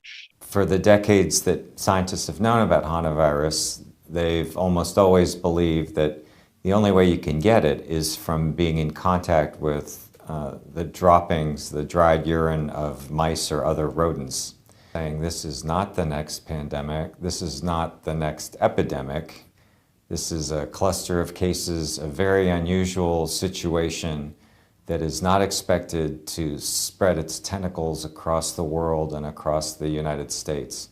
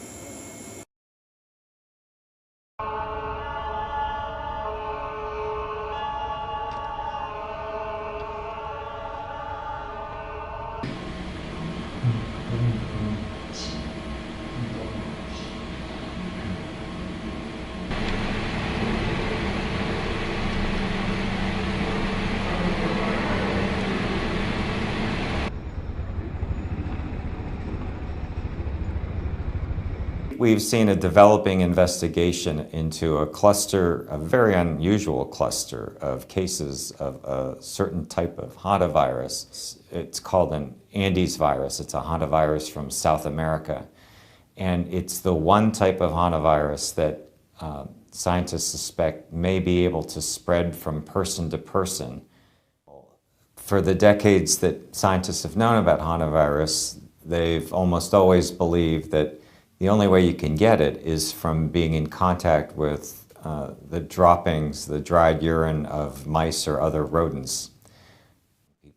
Different viruses have different abilities to spread. Some, like measles, can spread like wildfire. Others are harder to spread. You have to be in very close contact with someone who's very sick, who has a lot of symptoms. This hantavirus, if it's spreading from person to person, seems to be in that latter. Health officials say the general public does not need to be worried about hantavirus. It's still rare. Officials are saying this is not the next pandemic. This is not the next epidemic. This is a cluster of cases, a very unusual situation that is not expected to spread its tentacles across the world and across the United States. Well, investigators are still nailing down exactly what's going on. They're still doing genomic sequencing to understand if there's mutations. They're still looking at the cases and when they happened and what exposures they had. There's still a lot of stuff to be ironed out before people. For now, health experts say there is no reason for panic. But the outbreak has reopened questions scientists thought were already answered. Questions grow as world watches closely. हमें petrol diesel का उपयोग कम करना होगा. Prime Minister Narendra Modi recently issued a strong warning to the nation, asking citizens to save fuel, avoid unnecessary travel, and even work from home if possible. This urgent appeal comes because global tensions are creating a massive energy crisis that directly threatens India. India currently imports up to 90% of the crude oil it needs to survive, and more than half of that oil comes from the Middle East. But the country is currently facing a massive challenges due to the blockade caused by the US-Iran conflict. And right in the middle of this dangerous situation, an event is about to take place that could make things much worse. United States President Donald Trump is traveling to Beijing to meet with Chinese President Xi Jinping, while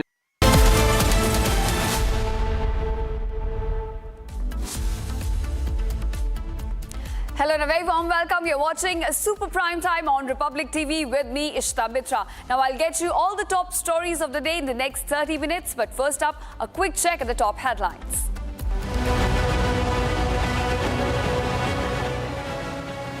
CBI arrests the Neet cheat brothers, Mangi Lal and Dinesh Mewal. Sources say the accused brought the Neet paper for Rs 30 lakh.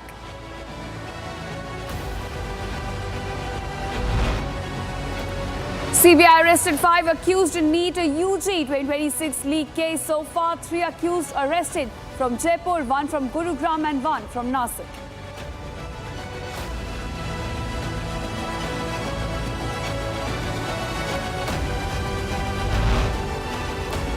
Prime Minister Modi walks the talk, cuts down the size of his convoy during domestic visits, urges EV inclusion.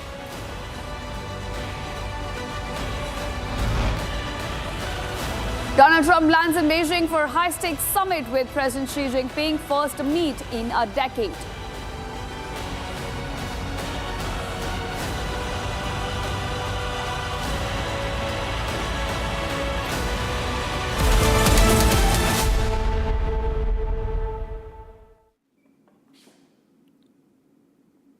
All right, here's our top focus at this hour. Now, the Neet UG 2026 paper leak probe is now exposing what investigators believe was a massive multi-state digital leak network operating across the country.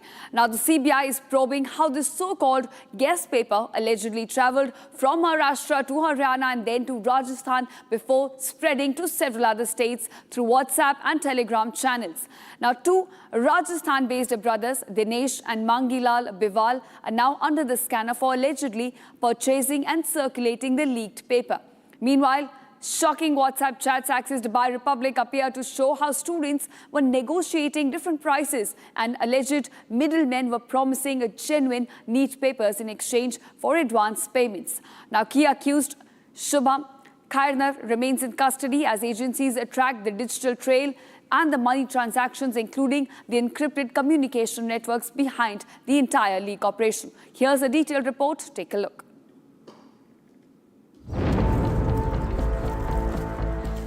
The Neet UG paper leak probe is now uncovering what agencies suspect was a highly organized digital leak network operating across several states.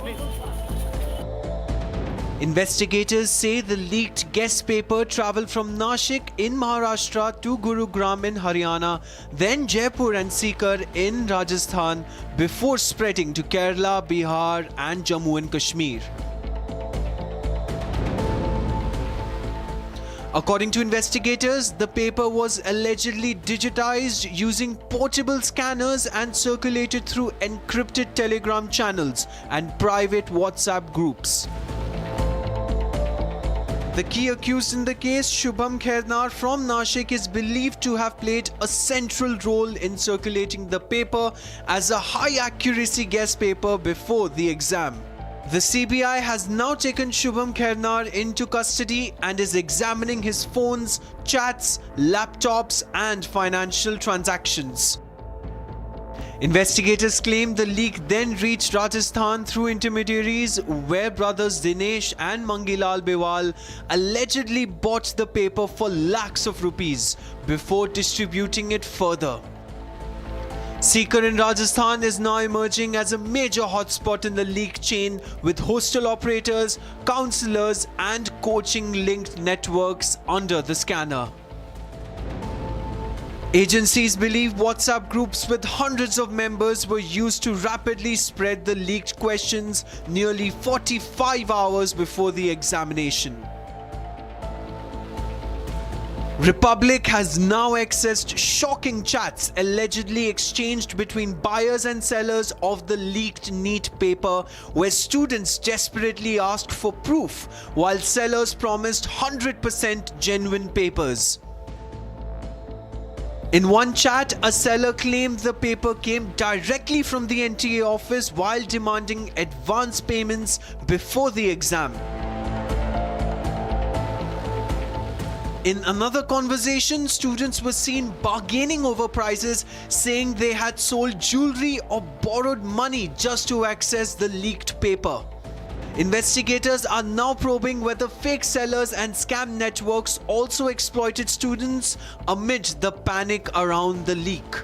It is very unfortunate, if you see, this has raised a very serious concern issues, regarding the credibility, transparency and integrity of the national testing agency, such a huge examination which unfortunately the paper got leaked. And The CBI is now expanding its probe into the entire digital trail, including Telegram channels, shadow servers, UPI transactions, and encrypted communication networks. Meanwhile, Ahalyanagar police have also detained Dhananjay Lokhande, a close associate of Shubham Khairnar, during a joint operation with Pune police. With arrests mounting and digital evidence surfacing every day, the Neet UG leak case is now being seen as one of the biggest exam scandals in recent years, raising serious questions over the credibility of India's competitive examination system. And now, viewers, a political storm has erupted over the Neet paper leak controversy after Aam Aadmi Party chief Arvind Kejriwal directly appealed to Gen Z and students across the country to come out on the streets and protest peacefully against the repeated examination leaks. Now, he's invoked the student-led movements that took place in Nepal and Bangladesh. In fact, Kejriwal went ahead and accused the government of the day of failing to stop the recurring paper leaks and said students must now demand accountability through democratic protests. Here's the report. Take a look. छात्रों को इंसाफ दो, इंसाफ दो, इंसाफ दो। AAP chief Arvind Kejriwal has intensified the attack on the centre over the Neet paper leak controversy, calling India's Gen Z and students to launch protests demanding accountability. Addressing students, Kejriwal said repeated exam paper leaks have destroyed the future of lakhs of aspirants and accused the government of failing to act decisively. Kejriwal also referred to youth-led protests in Nepal and Bangladesh, saying students in India too have the power to force accountability from those responsible for repeated paper leaks. तो मेरा Gen Z से सीधा सीधा देश के युवाओं से सीधा सीधा पूछना है कि ऐसे ही चलेगा या कुछ करना है। ऐसे ही हर साल आप देखो 2017 में पेपर लीक हुए, उसके 4 साल बाद 2021 में हुए, उसके 3 साल बाद 2024 में हुए, उसके 2 साल बाद 2026 में हुए, अब उसके 1 साल बाद 2027 में होंगे और हर साल पेपर लीक होंगे अगर आपने कुछ नहीं किया तो। अगर नेपाल का और बांग्लादेश का जेनजी सड़कों पे उतर के अपने देश की सरकारों को बदल सकता है तो हमारे देश का जेनजी पेपर लीक करने वाले मंत्रियों को जेल नहीं भेज सकता। मुझे अपने देश के जेनजी पर पूरा भरोसा है। ये देश आपका है। इस देश के नेताओं को इस देश में कोई इंटरेस्ट नहीं है। The AAP has alleged that examination leaks have become a recurring crisis, pointing to multiple controversies involving recruitment and entrance examinations over the past several years. Senior AAP leader Manish Sisodia also attacked the government yesterday, accusing it of failing to protect the integrity of competitive examinations and safeguard students' futures. प्रधानमंत्री जी को ये भी कहना चाहता हूँ कि ये जो बच्चे हैं ना 22 लाख, ये देश की नौजवान पीढ़ी है, ये देश का जेनजी है। आपने नेपाल में हाल देखा ना जेनजी ने क्या किया है। याद रखिएगा कि अगर ये जेनजी अपनी पे आ गई ना, अगर आपके लोग चंद पैसों के लालच में इसी तरह से पेपर की दलाली करते रहे तो ये जेनजी नेपाल बना के सत्ता के लोगों को खदेड़ती है, फिर सत्ता में बैठे लोगों को। ध्यान रखिएगा प्रधानमंत्री जी। The Neet controversy has remained a major political flashpoint after allegations of question paper leaks, irregularities and unfair practices triggered nationwide outrage among students and parents. The issue had earlier sparked protests across several states, with opposition parties demanding stricter action against those involved and reforms in the examination system to restore public confidence.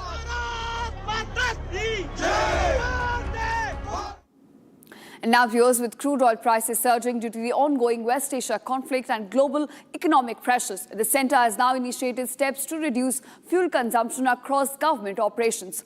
Prime Minister Narendra Modi is leading by example, directing a nearly 50% cut in the size of his convoy, which has now been brought down to just 2 cars as seen in the capital today, while also pushing for greater use of existing electric vehicles in his fleet. Now, several state chief ministers and top ministers have also followed suit with similar fuel conservation measures. Take a look at this report. With the global economic crisis and crude oil prices climbing sharply due to the ongoing West Asia conflict, the centre has now begun implementing measures aimed at reducing fuel consumption across government machinery. Prime Minister is walking the talk and leading from the front. He's directed the SPG to reduce the number of vehicles in his convoy by nearly 50%. It has now come down to just 2 cars, which was seen in the capital city today. The Prime Minister has also encouraged greater use of electric vehicles already available within the fleet, while avoiding additional expenditure on new purchases. Several union ministers and chief ministers are now following suit after Prime Minister's war appeals. In Uttar Pradesh, Chief Minister Yogi Adityanath directed a 50% reduction in official vehicle fleets and urged public representatives to use public transport 1 day every week. In Gujarat, Governor Acharya Devvrat announced he will be avoiding helicopters and flights for official travel within the state and instead use public transport, and size of his official convoy will be reduced. In Maharashtra, ministers will now need prior approval from Chief Minister Devendra Fadnavis' office before using government aircraft for travel. The backdrop to these measures is the escalating crisis in West Asia, where disruptions around the Strait of Hormuz continue to raise fears over global oil supply chains. With crude prices staying elevated and fears of prolonged instability growing, the centre says fuel conservation is essential now to reduce economic pressure and ensure energy security. प्रधानमंत्री जी ने जो appeal की है petrol diesel को कम करो, तो उसका अमल तो मैंने ही शुरू कर दिया। आज मैं खुद ही इलेक्ट्रिक व्हीकल में से आया हूँ। मेरे कैनोपा में से जितनी भी गाड़ियाँ जो सुरक्षा की दृष्टि से जो जरूरी है उतनी रखकर जितना कम कर सकते हैं उतना करना चाहिए। और प्रधानमंत्री जी की अपील जो है, उन्होंने जो आह्वान किया उसको देश के हित को ध्यान में रखते हुए उसको अमल में लाना चाहिए। देश हित सर्वतोपरि, राष्ट्र हित सर्वतोपरि, और इस ऐसे जो संकल्पना प्रधानमंत्री जी के, उनको सभी ने सहयोग करना चाहिए। Several political leaders have backed the Prime Minister's call, saying fuel conservation has now become a national responsibility amid global uncertainty and rising energy costs.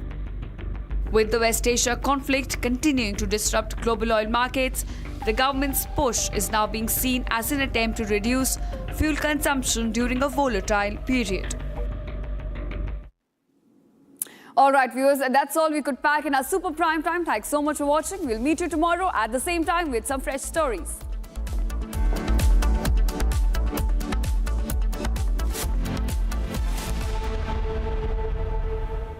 Join International Institute of Hotel Management. Call 983-10-50,000. थोड़े में ज़्यादा स्वाद ये ही तो है इसकी खास बात। वाओ मामा, क्या स्वाद है? अरे मेरे राजा।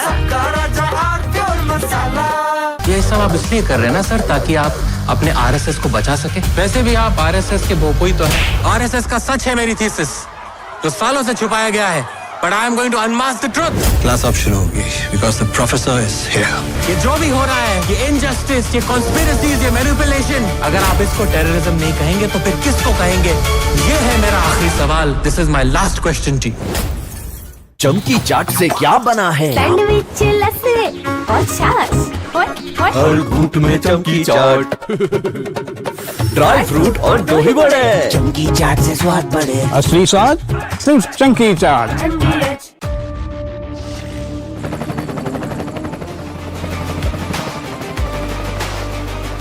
Character, the taste of success.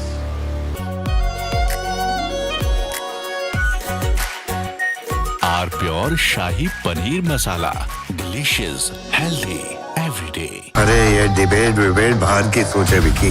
Debate यानी विवाद, भारत विवाद नहीं, संवाद यानी कंस्ट्रक्टिव डिस्कशन, इसमें भरोसा रखता है। सच नरेट नहीं करना होता, नरेटिव को सच बनाना होता है। जब भी भगवे के ओर कोई कालिक दिखता है तो उसी स्याही से इतिहास लिखा जाता है। प्यास बुझाए, ठंडक लाए, सबको भाए जीरा से। MTH का जलजीरा जीरा से। जीरा से असली रिफ्रेशिंग, असली स्वाद, असली मजा। MTH। केसरिया से मन जोगी हुआ रे, दिल झूमे देखो मतवारा हुआ रे। केसरिया से मन जोगी हुआ। हर पल मनाओ केसरी त्योहार। विमल, बोलो जुबान केसरी। आर प्योर सूजी पास्ता उबालो, मिलाओ और खाओ। 8 मिनट में तैयार। क्या टेस्ट है सबका राजा, आर प्योर मसाला। कोई ग्लोबल ऑर्गेनाइजेशन नहीं है, इट्स अ टेरर मशीन। अगर हम टेररिस्ट होते तो टेररिस्ट हमें क्यों मारते? आरएसएस ने बाबरी मस्जिद तोड़ी और आरएसएस वायलेंट है। वो तब गिरा जब इस देश के बहुसंख्यक समाज का विश्वास टूट गया। आप लोगों ने तो देश चलाने का दावा किया है, लेकिन आप लोगों का ना कोई हिसाब है ना कोई किताब। ये चोट निशान छोड़ेगी। चमकी चाट से क्या बना है? आलू चाट या फ्रूट चाट, स्वाद बनाए चमकी चाट। क्या बात है। स्वादिष्ट पकोड़े और परेशान, अरे चमकी चाट है इसकी जान। असली स्वाद सिर्फ चंकी चाट। हमें पेट्रोल डीजल का उपयोग कम करना होगा। Prime Minister Narendra Modi recently issued a strong warning to the nation, asking citizens to save fuel, avoid unnecessary travel, and even work from home if possible. This urgent appeal comes because global tensions are creating a massive energy crisis that directly threatens India. India currently imports up to 90% of the crude oil it needs to survive, and more than half of that oil comes from the Middle East. But the country is currently facing a massive challenges due to the blockade caused by the US-Iran conflict. And right in the middle, in the global employability rankings by Times Higher Education UK, only the following 6 institutions from India are ranked amongst the top 230 in the world for having the most employable graduates. IIT Delhi, IISc Bangalore, IIT Bombay, IIM Ahmedabad, IIT Kharagpur and Amity University. थोड़े में ज्यादा स्वाद, यही तो है इसकी खास बात। वाओ मामा, क्या स्वाद है। अरे मेरे राजा, सबका राजा आर प्योर मसाला। ये सब आप इसलिए कर रहे हैं ना सर, ताकि आप अपने आरएसएस को बचा सके। वैसे भी आप आरएसएस के भोपोई तो हैं। आरएसएस का सच है मेरी थीसिस, जो सालों से छुपाया गया है। But I am going to unmask the truth. Class अब शुरू होगी because the professor is here. ये जो भी हो रहा है, ये injustice, ये conspiracies, ये manipulation, अगर आप इसको terrorism नहीं कहेंगे तो फिर किसको कहेंगे? ये है मेरा आखिरी सवाल. This is my last question to you. चमकी चाट से क्या बना है? सैंडविच लस्सी और छाछ। हर घूंट में चमकी चाट। ड्राई फ्रूट और दही बड़े। चमकी चाट से स्वाद बढ़े। असली स्वाद सिर्फ चंकी चाट। केसरिया से मन जोगी हुआ रे, दिल झूमे देखो मतवारा हुआ रे। केसरिया से मन जोगी हुआ। हर पल मनाओ केसरी त्योहार। विमल, बोलो जुबान केसरी।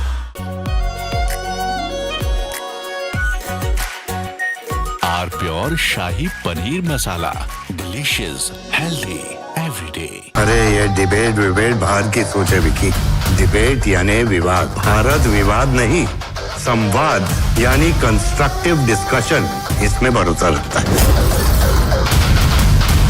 सच नरेट नहीं करना होता, नरेटिव को सच बनाना होता है। जब भी भगवे के ओर कोई कालिक दिखता है तो उसी स्याही से इतिहास लिखा जाता है।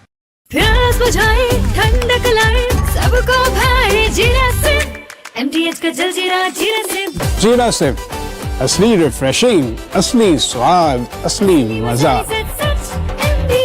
MTH।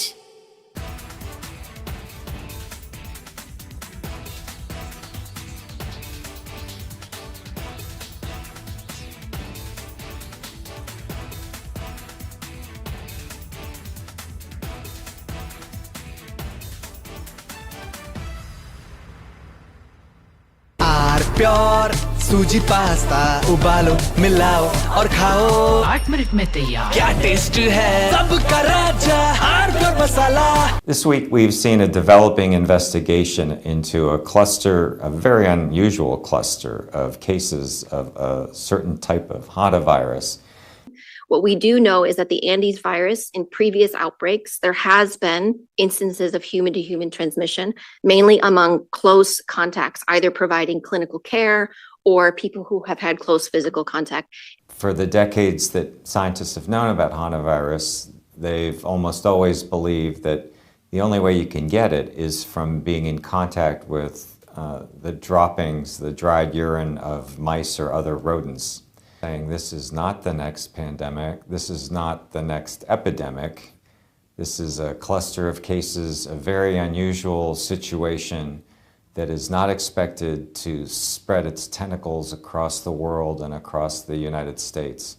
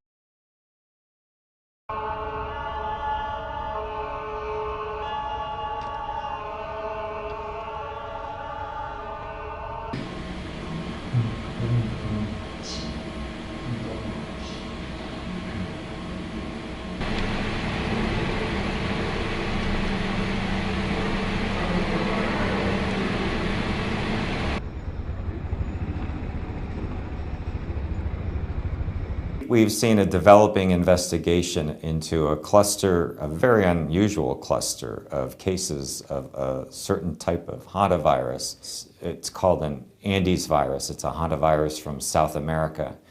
And it's the one type of hantavirus that scientists suspect may be able to spread from person to person.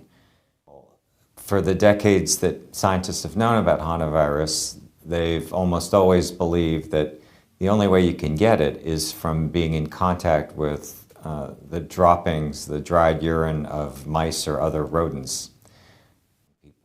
Different viruses have different abilities to spread. Some, like measles, can spread like wildfire. Others are harder to spread. You have to be in very close contact with someone who's very sick, who has a lot of symptoms. This hantavirus, if it's spreading from person to person, seems to be in that latter. Health officials say the general public does not need to be worried about hantavirus. It's still rare. Officials are saying this is not the next pandemic. This is not the next epidemic. This is a cluster of cases, a very unusual situation that is not expected to spread its tentacles across the world and across the United States. Well, investigators are still nailing down exactly.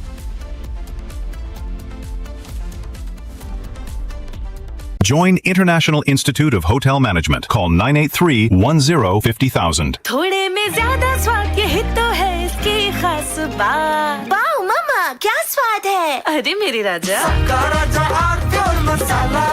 ये सब आप इसलिए कर रहे हैं ना sir, ताकि आप अपने आरएसएस को बचा सके। वैसे भी आप आरएसएस के भोपोई तो हैं। आरएसएस का सच है मेरी थीसिस, जो सालों से छुपाया गया है। But I am going to unmask the truth. Class अब शुरू होगी because the professor is here. ये जो भी हो रहा है, ये injustice, ये conspiracies, ये manipulation, अगर आप इसको terrorism नहीं कहेंगे तो फिर किसको कहेंगे? ये है मेरा आखिरी सवाल. This is my last question to you. प्यास बुझाए, ठंडक लाए, सबको भाए जीरा सिप।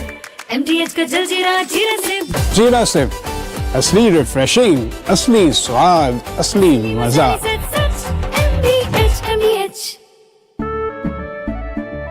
केसरिया से मन जोगी हुआ रे, दिल झूमे देखो मतवारा हुआ रे। केसरिया से मन जोगी हुआ। हर पल मनाओ केसरी त्योहार। विमल, बोलो जुबान Kesari.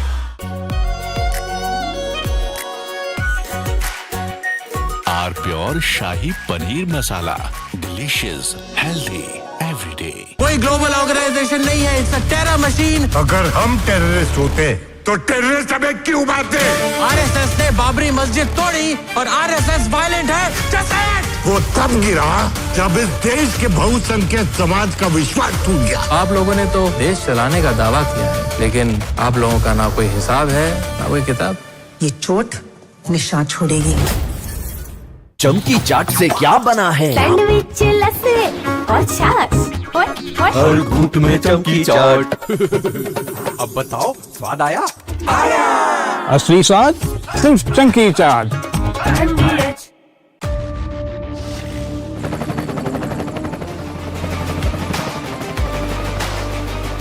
Character, the taste of success.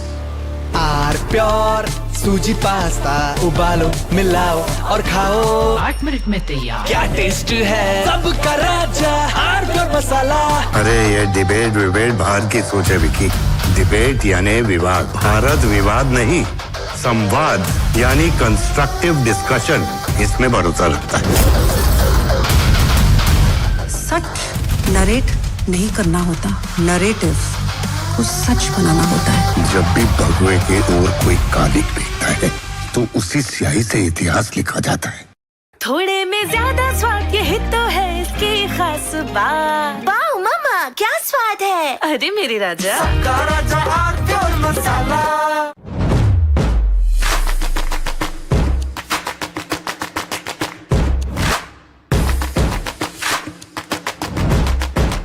हमें पेट्रोल डीजल का उपयोग कम करना होगा। Prime Minister Narendra Modi recently issued a strong warning to the nation, asking citizens to save fuel, avoid unnecessary travel, and even work from home if possible. This urgent appeal comes because global tensions are creating a massive energy crisis that directly threatens India. India currently imports up to 90% of the crude oil it needs to survive, and more than half of that oil comes from the Middle East. But the country is currently facing a massive challenges due to the blockade caused by the US-Iran conflict. And right in the middle of this dangerous situation, an event is about to take place that could make things much worse. United States President Donald Trump is traveling to Beijing to meet with Chinese President Xi Jinping. While the news might focus on their discussions about trade rules, technology, or artificial intelligence, the most critical topic for India is what these two leaders will decide regarding the Middle East and global oil supplies. The choices made during this specific meeting will determine if India will have enough fuel for its vehicle or if the country will face a severe shortage at the petrol pumps. The biggest risk for New Delhi involves a major shift in how China buys its energy.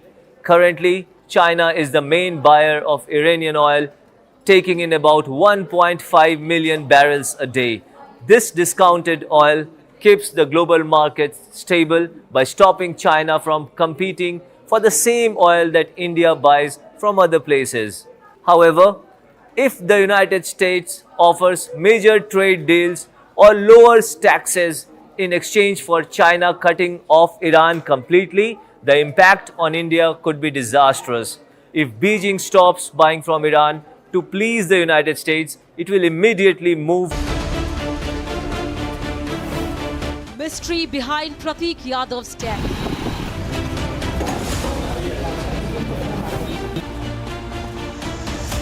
हो सकता है कि उनको जहर दिया गया हो और उनके शरीर पर चोट के बहुत निशान थे, इसलिए हम लोग ये मांग कर रहे हैं कि उनके मौत के कारणों की जांच कराई जाए। What killed Mulayam Singh's son? Debating tonight at 8 p.m. Presenting by Zoho Business Software, trusted by 15 crore users. Co-powered by IIHM International Institute of Hotel Management.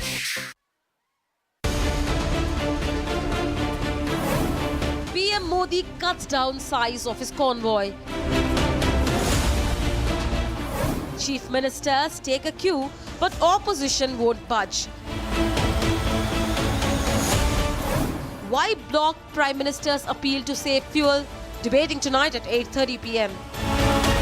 Presenting by Zoho Business Software, trusted by 15 crore users. Co-powered by IIHM International Institute of Hotel Management.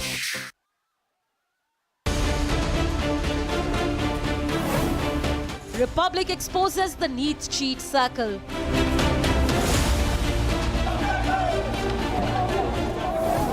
Republic infiltrates Neet cheat groups.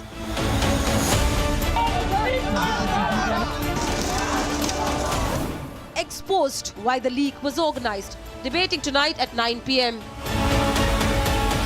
Presented by Amity University, ranked amongst the top 3% universities globally. Powered by RP Sanjeev Goenka Group, growing legacies since 1820. TVS iQube, India's favorite family EV.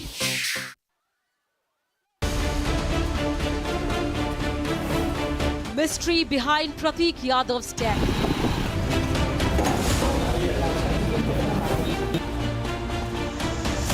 हो सकता है कि उनको जहर दिया गया हो और उनके शरीर पर चोट के बहुत निशान थे, इसलिए हम लोग ये मांग कर रहे हैं कि उनके मौत के कारणों की जांच कराई जाए। What killed Mulayam Singh's son? Debating tonight at 8 p.m. Presenting by Zoho Business Software, trusted by 15 crore users. Co-powered by IIHM International Institute of Hotel Management.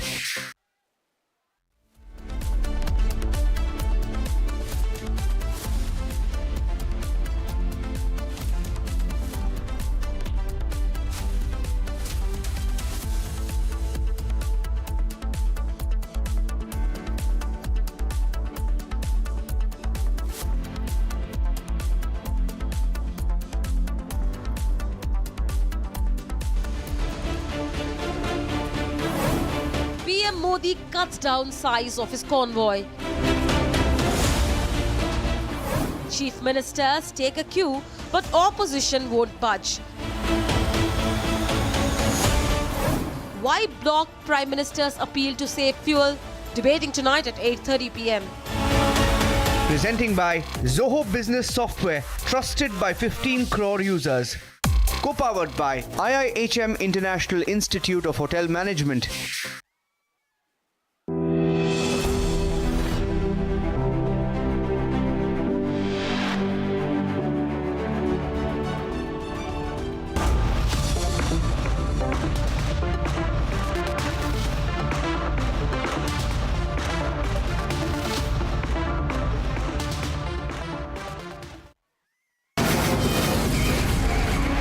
From the Republic Media Network headquarters, it's time for Arnab Goswami on The Debate.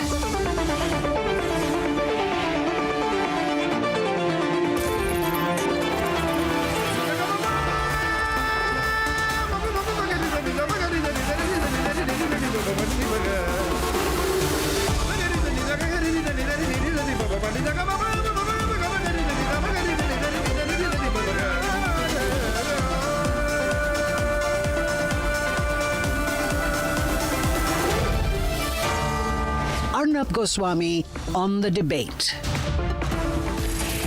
On the show tonight, the mystery death of the 38-year-old Pratik Yadav, younger brother of Akhilesh Yadav and the younger son of late Mulayam Singh Yadav. At 8:20 tonight, why block the Prime Minister's appeal when he himself has only 2 cars in his retinue? At 9 o'clock tonight, a super big debate as some people are asking for anarchy following the Neet cheating case. I'll tell you why. While I oppose the government, I oppose those who want anarchy on the streets of India even more.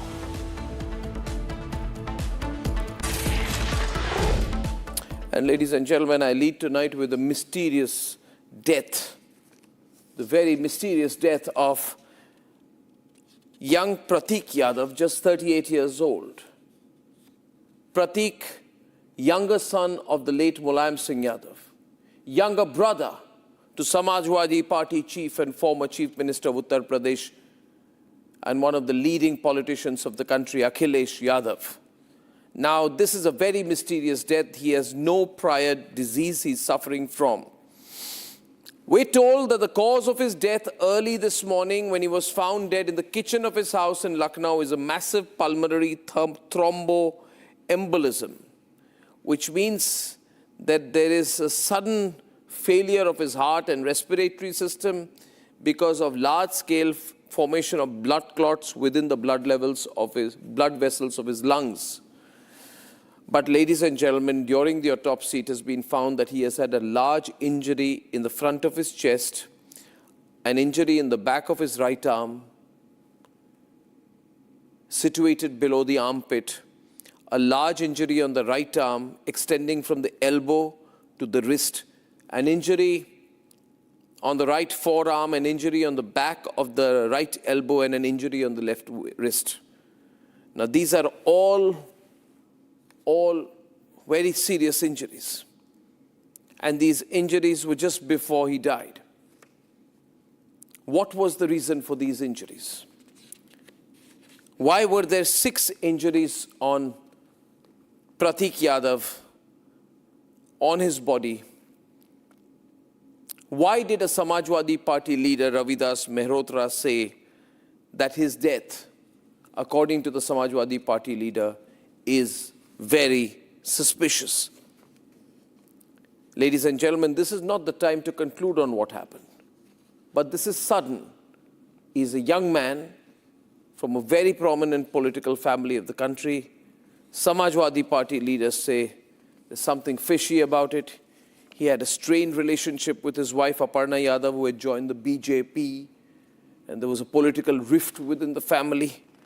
And ladies and gentlemen, in January, he wanted a divorce from his wife. He called her a selfish woman. All of this is not linked to what has happened, of course. But, ladies and gentlemen, this is an unexplained matter. And without speculation, we'll have a short debate on this after a quick report. At 5 a.m. this morning, doctors rushed to the residence of Pratik Yadav, the youngest son of Mulayam Singh Yadav. At around 5:55, he was declared dead on arrival to the civil hospital. Wife Aparna Yadav was not in Lucknow at the time of the death. Aparna Yadav के बारे में भी कहा जा रहा है कि वो असम गई हैं, असम के दौरे पर थी और वहां से लखनऊ के लिए रवाना हुई हैं। और यहां पर फिलहाल अगर हम बात करें तो प्रतीक यादव, अपर्णा यादव और उनके कुछ सहयोगी जो हैं, हाउस हेल्प के जो लोग हैं, वो यहां पर रहा करते थे। और The death of SP Chief Akhilesh Yadav's stepbrother came as a shocker. मैंने प्रतीक को बचपन से देखा है।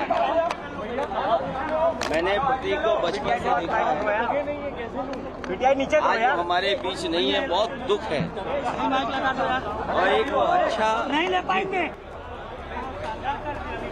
नौजवान इसलिए था कि बचपन से ही उसे स्वास्थ्य के प्रति, अपने हेल्थ के प्रति और वो कुछ जीवन में आगे बढ़कर के काम करना चाहता था। एक बहुत अच्छा लड़का जो अपने मेहनत से कुछ करना चाहता था। बहुत दुखद है वो आज हमारे बीच नहीं है। The autopsy report is now out. It hints at blood clots in Pratik's arteries, leading to the sudden cardiac arrest. Sources now reveal Pratik was hospitalized several times in the past 1 year for serious health complications. प्रतीक यादव को क्या कोई परेशानी थी? कुछ सूत्रों के मुताबिक वो डिप्रेशन में थे, जो कि पारिवारिक तौर पर भी कई परेशानियां हाल के दिनों में हमने देखने को मिला। अपर्णा यादव और प्रतीक यादव के बीच रिश्ते को लेकर तल्खियां सामने आई थी। यहां तक कि जनवरी 2026 में एक इंस्टाग्राम पोस्ट पर प्रतीक यादव तलाक तक की घोषणा करते हैं। हालांकि बाद में कहा गया उनके परिवार वालों की तरफ से कि ये हाईजैक कर लिया गया था अकाउंट। दोनों के बीच रिश्ते को लेकर और कारोबार में नुकसान को लेकर क्या एक बड़ी वजह ये रही, ये ज़रूर खबरें बता रही है कि डिप्रेशन में, और जब शव देखा गया तो उसमें पैर पर हल्के से चोट के निशान थे, ये बताया जा रहा है। But the Samajwadi Party is raising questions. जब जानकारी मैंने करी तो ये हुआ कि संदिग्ध परिस्थितियों में उनकी मौत हुई है और हो सकता है कि उनको जहर दिया गया हो और उनके शरीर पर चोट के बहुत निशान थे। इसीलिए हम लोग ये मांग कर रहे हैं कि उनकी मौत के कारणों की जांच कराई जाए। यहाँ पर 9 बजे लगभग पोस्टमार्टम हो गया था। उसके बाद कई घंटे बॉडी यहाँ पर रखी रही। बार बार पूछा गया कि बॉडी क्यों रखी गई है, तो कहा गया कि उनकी पत्नी आने वाली हैं। उनकी पत्नी यहाँ पर नहीं आई। The 38-year-old largely stayed away from politics, focusing on business and fitness ventures. Occasionally, he made headlines for divorce rumors with wife Aparna Yadav. His last rites will now take place tomorrow at around 12:30 p.m. at Pipra Ghat in Lucknow.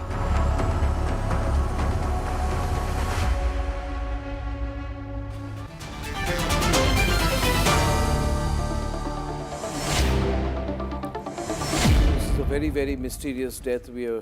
First of all, I'd like to begin by saying that we all, on behalf of everyone in the Republic Media Network, our condolences to the family members and Akhilesh Yadav, elder brother of Pratik Yadav, and all members of the Yadav family.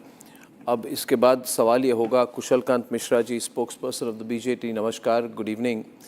Ratnakar Tripathi of the Congress, good evening. I don't want to make a political controversy out of this, मगर फैज़ान किदवई जी, आपके नेता कह रहे हैं, your leaders are saying, Ravi Das Mehrotra and all are saying that this is a mysterious death. That this is a mysterious death. Right. Then they are saying that there is something more to it. Why are they saying that? First of all, Mr. Goswami, I express my deepest condolences on this untimely demise of Mr. Pratik Yadav. And my condolences, heartfelt condolences to my national president and the entire family, well-wishers and friends of Mr. Pratik Yadav. See, I won't preempt the forensic report, but there's enough evidence to suggest that something or the other has happened which is unnatural. And because there are injury marks on Mr. Pratik Yadav's mortal remains, which Ravidas Mehrotra ji has seen, there are some marks which suggest that he might have been poisoned. His viscera has been kept with the concerned authorities. I'm sure there'll be a further detailed investigation, because although I don't want to jump the gun, I don't want to reach a conclusion, I don't want to point fingers at anybody right now, but we demand a thorough and unbiased investigation, and the reality should come out, because this is a young life that has been lost, and a man who was doing his best to support his family, and he was very, very happy, very fine in his personal life. But there are certain incidents which were very unfortunate, like and he had even posted about that on social media. But still, as I said, I don't want to jump the gun. I don't want to reach any conclusion right now. We are waiting for a detailed report from the investigating agencies and a forensic report before I could say anything further. Samajwadi Party leaders are now saying, Ratnakar Tripathi, that this is a suspicious matter. And nobody wants to come to any conclusions on anything. But, he's only 38 years old and he suddenly dies. And he has injury marks on his body.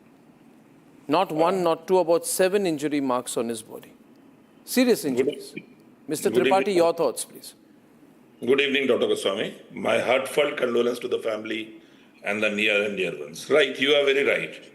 Actually, when I heard the news on the TV, I got it that the body is going to be postmortem.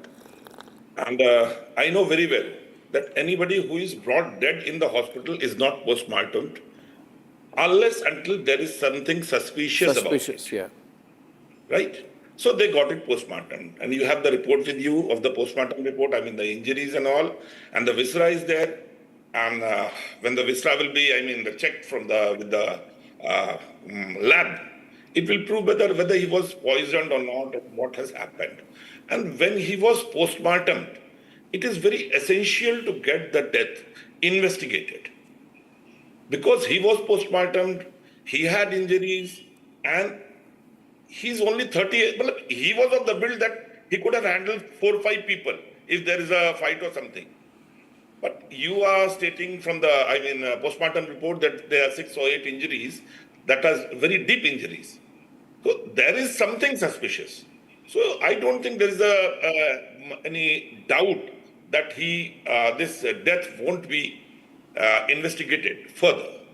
That is all I want to say.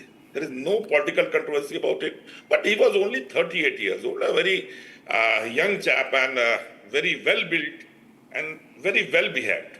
And as far as the January post was concerned, he posted in January, but he went with the family, with Aparna Yadav ji and the daughter, to Iceland in March 2026.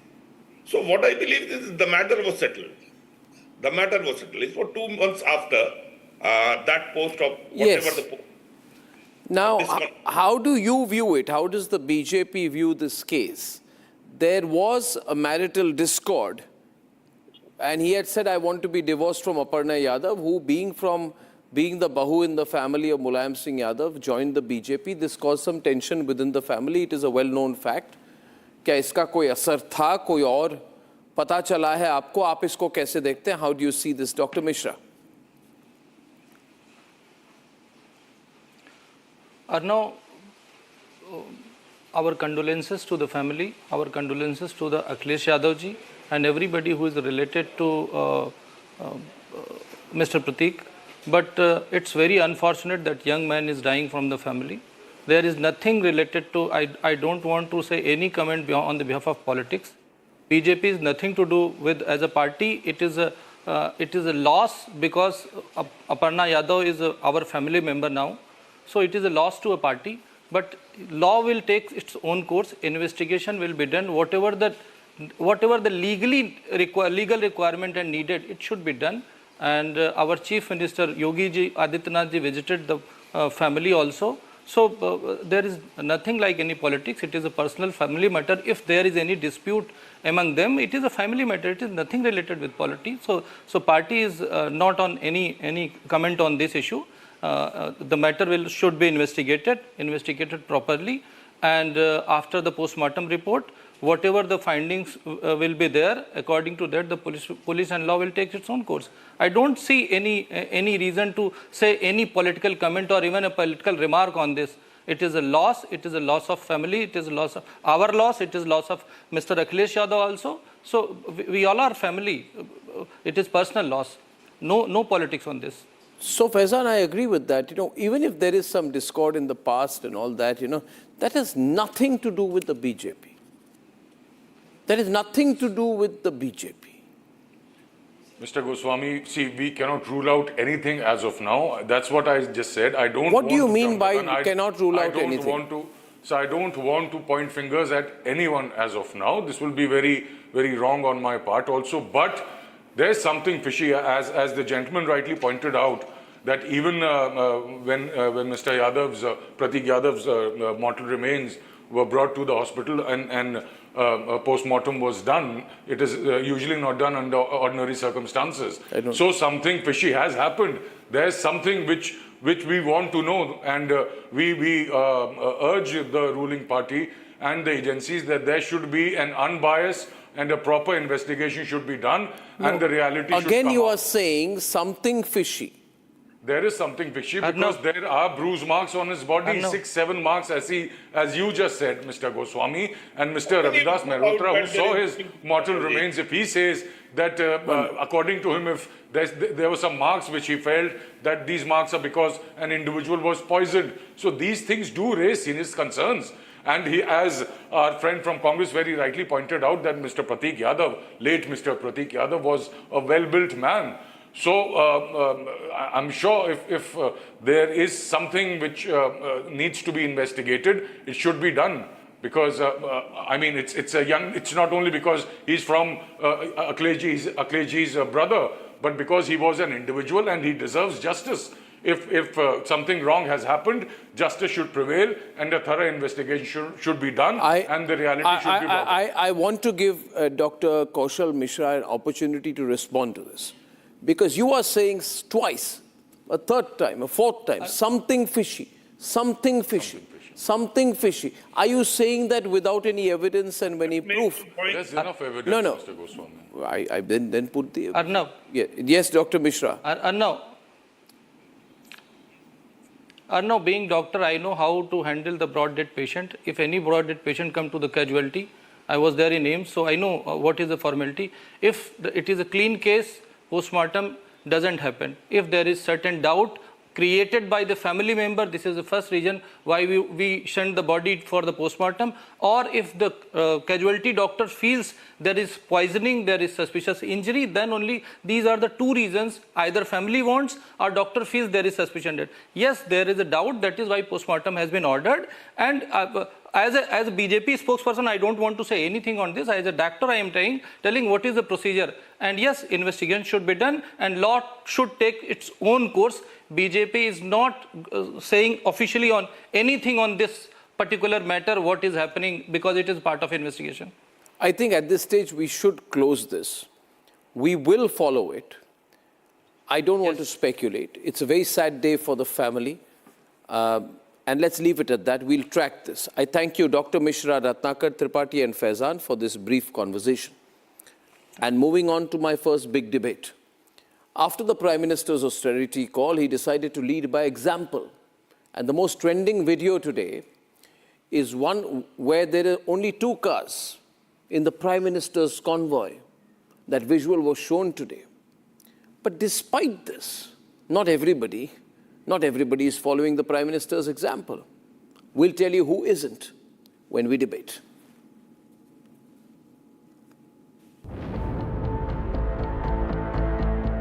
"24 hours after his appeal, the Prime Minister cut down the size of his official convoy, pushing for fuel conservation. A message of discipline and economic caution. The move following up from his 7-point charter, which was taken seriously by the rest of his colleagues in the cabinet." माननीय प्रधानमंत्री जी ने public मंच से भी बोला है और हम सबको भी गाइड करते हैं हमेशा कि यथासंभव कम से कम खर्चे रखो, जिससे कि आज के युग में जो हमारा रिक्वायरमेंट है उस हिसाब से हम अपने जीवन शैली में परिवर्तन लाएं, और ये मेरा निवेदन सभी से है. The government maintains this is not about slowing down the economy. Sources say there will be no rollback in welfare schemes, no cuts in subsidies, and no reduction in infrastructure spending, adding that it wouldn't necessarily amount to austerity, but the costs are building up. Gold and silver import duties have also been hiked from 6% to 15% in a bid to curb imports and protect foreign exchange reserves. As a result of increased cattle feed costs, packaging and fuel, Amul has increased milk prices by ₹2 per litre nationwide from May 14. These are indicators that India needs to brace for tough times ahead.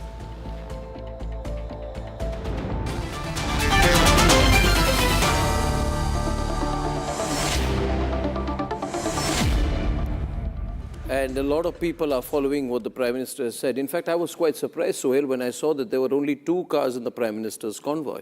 I would have expected at least 4 or 5. There were about 4 cars I saw in Home Minister Amit Shah's convoy, which is also less, cut down by half. But the Prime Minister's convoy had only 2 cars. Tuin, is this a temporary measure? Or is this going to be the case? Because we are also concerned about security. Well, I think it's totally unwarranted to my mind. He is valuable to the country. He is India's head of state in a manner of speaking. He's the Prime Minister. But you have to give credit, Arnab. He puts his money where his mouth is. A. B. He has led by example, as has Amit Shah. My advice would be to the Prime Minister that sometimes demonstrable examples are not enough in our country. What we now need to do is create some level of mandate. And I'm sure the states, whether they are opposition ruled or BJP ruled, will understand that if the Prime Minister of this country can throw caution to the winds, which he shouldn't, to my mind. Which he shouldn't, in my view, yes. But this shows fortitude, it shows demonstrable leadership, and it shows the fact that, look, I'm willing to do what it takes. When will you? I get that point. I get that point, Suhail. In 1961, John F. Kennedy said, ask not what your country can do for you, but ask what you can do for your country. Today, the Prime Minister has shown that I'm willing to take a knock, even when he's such a high security, individual. When will the country do it? I think the Prime Minister has been trying to send a message. Absolutely. First of all, I agree with Suhail on this. See, the Prime Minister requires multiple levels of security. If the Prime Minister has also asked the Special Protection Group, SPG, to explore reducing the number of vehicles, right? It's all right if you want to use electric vehicles, but if you are going to compromise on your security, then I would say, Mr. Prime Minister, we respect what you're doing, but we would request you to reconsider this. This two-car convoy was actually quite concerning from my perspective, from Suhail's perspective. Now, look at Faizan, uneasy. Look at him. Not at all. Uneasy. Just give me time and I'll make uneasy. everyone who supports Bharatiya Janata Party very uneasy. No. 1 minute. With facts and data. 1 minute. This is a Prime Minister who leads from the front. And though I must say, Piyush, look at his convoy on May 9th and look at his convoy today.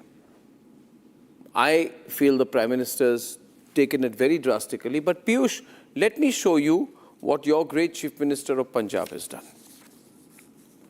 He has broken the world record today, Tuhin, Suhail.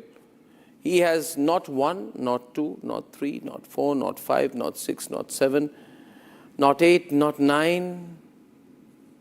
No, that is Bhagwant Man's endless convoy, 9 and 10, 11, 12, 13. Bhagwant Man's convoy, 14, 15, 16, 17, 18, 19. That's Bhagwant Man's convoy, 20, 21, 22, 23, interceptors 24, camera crew 25, ambulance 26, 27, and 28.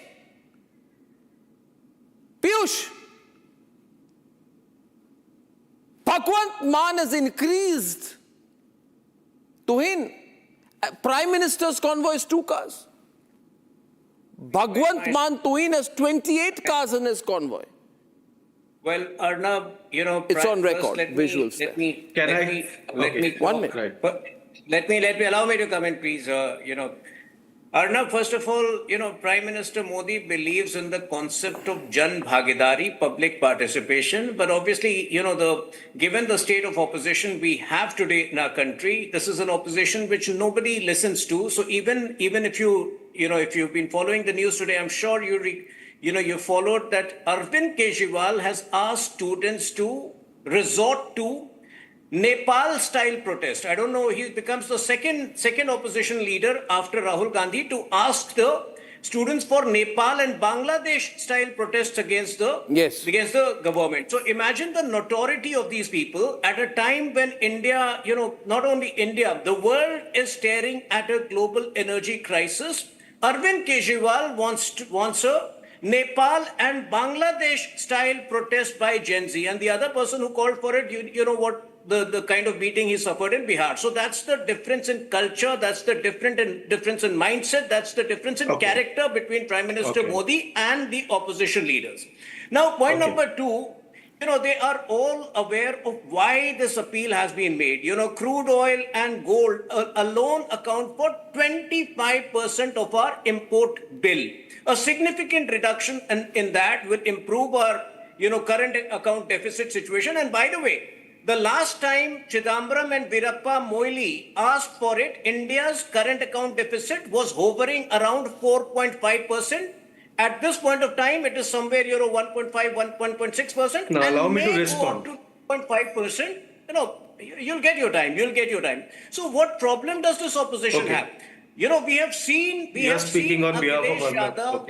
We have seen Akhilesh Yadav. You will get enough time. Both, let me, even my Samajwadi friend will get enough time. The last time Prime Minister invoked Jan Bhagidari similarly, was during the COVID vaccination. And you remember what Akhilesh Yadav was doing? He was mocking the vaccine as BJP vaccine. And of course, people punished them in 2022 elections. So why does this opposition never learn to be responsible? If you don't learn to be responsible, people will, keep teaching you lessons. It's up to you. Now, really. Piyush, can you explain to me, first of all, why Bhagwant Mann increased the size of his convoy? I want to know why Bhagwant Mann needs 28 cars to travel with him. 28 cars, and I have counted it. You saw me put the number, you see that visual there. What a shame. Yes. Please answer that question, Piyush. So just allow me to complete. I did not know that this debate was not about austerity or spending wisely. Who says it's not? We have only, it is. Of course it is about. It is, of course it is. It is about austerity. It is about messaging. Okay, so if it is about messaging, then just let me know, because, I was a little bit confused, Arnab, because... It's not my problem if you are confused. No. It is your problem, because basically what Tuhin was doing was your job. Because Tuhin was speaking on your behalf, letting me know that I will get enough time. So, stop playing victim. Stop playing victim, please. Yeah, why don't you speak? Why don't you argue here? Why don't you argue? Pardon us, Arnab. If we can see through the facade and the misleading examples. Tuhin, hold on now. Yeah, you had your turn. I kept silent. Now have some. Don't blame me. I said what I pointed out what Arvind Kejriwal said today. Sir, agreed. Now it would have done the nation some favor if you would have mentioned the pretense on which he spoke. From 2017 till 2026, you had 4 different NEET exams failure. And then to prevent that kind of paper leak, you established NTA. And what is NTA doing? God knows how many ministers have resigned. But that's question for another day. That's a debate, very, very detailed debate for another day. Let's talk about austerity today. Now, let me explain why Prime Minister has misled this country. Because this country supported you. We all stood in queue during demonetization. What did the Prime Minister do? He misled the country. How? He said that पूरा terrorism खत्म हो जाएगा और पूरे काला धन जिन के तिजोरियों में जिन के फर्शियों के अंदर जिन की दीवारों के अंदर गादियों के अंदर है वो बाहर आ जाएगा 99.5% maybe more was returned back to the RBI. This country supported you during the faulty implementation. You're reading out a prepared statement. You're reading out a prepared statement. PK is reading out a prepared statement. This is my script. No, but you are not even listening to the question. Am I not prepared? No, I ask you, do you use UPI? Do you use UPI? 1 minute, I'm talking. Do you use UPI? I've started using UPI. Do you use UPI? Let me know when you are done. Do you use UPI? No. I was assured by the pseudo moderator. I was assured by the pseudo moderator. Do you use UPI? I will be given enough time. You don't want to admit that you use UPI. You will become a smaller man by mentioning that I use UPI? You have time to discuss the topic of this I'm saying to you today... I have not started. Do you use credit cards? No, I'm saying to you... Yes, I use credit. Do you use credit cards? Yes, I do. You use credit cards? Yes. Similarly, I use UPI. Good. So, I use both UPI and credit cards, which proves QED... 1 minute. Wait. Quod erat demonstrandum. It proves that you and I have benefited from demonetization, and we are part of a cashless economy. Say thank you to the Prime Minister. So you say thank you to Chidambaram and Manmohan Singh and Narsi Rao and so on and so forth? No, I won't. Because you are using bank accounts? No, he didn't want me to have ice cream. Chidambaram didn't want me to have ice cream. PK Basu, you see the song. Are we talking about austerity or are we talking about... First of all, no, I want to say one thing. Just one minute. Arnab. Can I ask you, what is your favorite food item? Piyush. Dal bati. Huh? I come from Malwa, so dal bati. Dal bati churma. Now listen to me. Is the Prime Minister telling you not to have dal bati? Is the Prime Minister telling you to do austerity and not eat your favorite food? You don't understand simple economics. Sohail is getting angrier. Suhail has turned crimson Suhail red. can get angry all he wants. He's turned crimson man. red. Economics. I'll tell you why Piyush is an honorable man. When the ED came to the OSD of Mr. Man's house, the OSD threw the cash. So even the OSD believes in digitization. I'm supporting Piyush. Sir, all the cash that was found was distasteful in Mr. Man's OSD's mind. Correct, Piyush? I'm supporting you, my friend. At least smile. Sir, I understand. No, we Can go. you answer a few questions, sir? Because you understand economics better than me. I'll put PK now. So let PK come with PK on the screen. Suhail can. So I'm just telling you, just asking a basic question. The Prime Minister asked that we should travel by public transport. Okay, I accept this. Where is my last mile connectivity? Where is my public transport in Indore? Indore में तो जो Indore metro corporation है वो event destination बना हुआ है क्योंकि जो 5,000 करोड़ का मेट्रो चला रखा है उसके अंदर वो उनका खर्चा नहीं निकल रहा तो बोल रहे केक काटिए 8,000 रुपए घंटे में ये हाल है आप पूरे दिल्ली इज नॉट इंडिया ना India is different India is composed of 7 lakh 7 lakh देहातों से मिलकर देश बना हुआ है तो प्रधानमंत्री जी मेरे ख्याल से मुझसे अच्छा इस देश की ज्योग्राफी समझते हैं now when I am talking about India and Pakistan and operation Sindoor and all that my prime minister क्या है या what argument Okay, now what is he going on about? What is he talking about? Now the point is no point is you have just he's just proved gentleman Mr. Basu, Mr. Piyush, just 1 minute. Since you are anyway about to go rioting on the streets, as per the instructions of your supreme leader, listen, because he's told you, listen to PK. The only point here is, there are two kinds of people in India today. There are two kinds of people in India today. Some who want to help the country and support the country, some who won't help the country and want to stand against the country. No, there are two kinds of people in India. Yeah, 1 minute. Look, 1 minute, Piyush. You've spoken enough. There are two kinds of people in India today. One who have solutions and one who have a problem for every solution. Correct. Now PK is on the debate. PK. Yes. So, we are an oil importing country. We continue to need to import massive amounts of oil. And therefore, at a time when oil prices are well above $100 a barrel for more than a couple of months already, we need to take measures to preserve our oil and to move away from oil consumption to things like EVs and so on. Exactly, I agree, to use public transportation, to work from home more. These are simple exhortations. This is what a responsible leader does at a time of global trouble for the economy. A responsible leader takes these sorts of actions, and more than actions, at the moment, they are mere exhortations. So why are to we talk not buying about Russian oil? to talk We about supported you demonetization, etc., is meaningless because at that time too. I didn't when the interfere when country you were decided to speaking. buy Can I Russian finish? oil, we supported. Why are we not buying it? Why are we not buying I think that can I get a minute in? Can I get a minute in? Can I get a minute? Can I get a minute in? Can I get a minute in? Who's a senior individual? See, PK Basu is like your uncle. Why are you interrupting him? Not exactly, but if you insist, yes. Aam Aadmi Party people.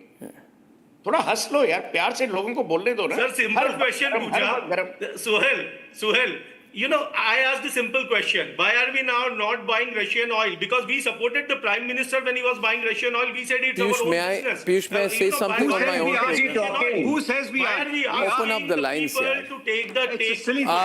Okay, now Piyush, you are behaving like Sanju Verma now. Now listen to me. You are behaving like Sanju Verma. Yeah. Now I had to admonish her day before yesterday quite sharply because don't behave like Sanju Verma. Sanju is not on the program tonight. Now the question is, I'm asking a point here. Now, can I just explain 2 minutes to you? Faizan, don't look at those notes that you're memorizing. Baba, look at me. No, yeah, thank you. Of course I will. Okay, now notes listen are to important. me. I'm not from Bharatiya Janata Party. Listen to me. Now listen I don't give fake information. Okay. Notes are important. Okay. One should always work hard. See, the Prime Minister, Faizan, is sending a message. Yeah. Okay? Is sending a message. To whom? Now listen, if you don't get it, it's not my problem. Let me complete. You are not my conjunctive, my comma, or my semicolon. So just wait till the end of the sentence. I'm saying the Prime Minister is saying that why am I reducing it to 2 cars? So that He's saying to people, spend less on fuel. Save petrol, save diesel. Why is he saying? Because we spend about 140 odd billion, am I right, PK, every year on crude oil, which we import. So he's saying, listen, your every drop counts. Let's save fuel. Prime Minister is saying, reduce spending on gold, because we spend $72 billion on gold. The Prime Minister is saying, if you can, avoid imported fertilizers, use manure, local manure. Why is he saying that? Because $14 billion of fertilizers are imported. Prime Minister is not gaining anything personally. He's saying he actually is a Prime Minister who understands fundamental economics better than people who had PhDs from the University of Oxford. I'll tell you frankly. I'll tell you frankly, Prime Minister Manmohan Singh may have had a PhD or a DPhil from Nuffield College in the University of Oxford. But I think Prime Minister Manmohan Singh understands applied economics much better. And he was using social messaging. He is using his popularity. Right, Tuhin and Faizan. He's using his popularity to say, it's not austerity measure. He's only telling you avoid imported products. Economy is not in free fall. He's saying dollar bachao. He's saying dollar bachao, dollar spend mat karo. He's saying to rich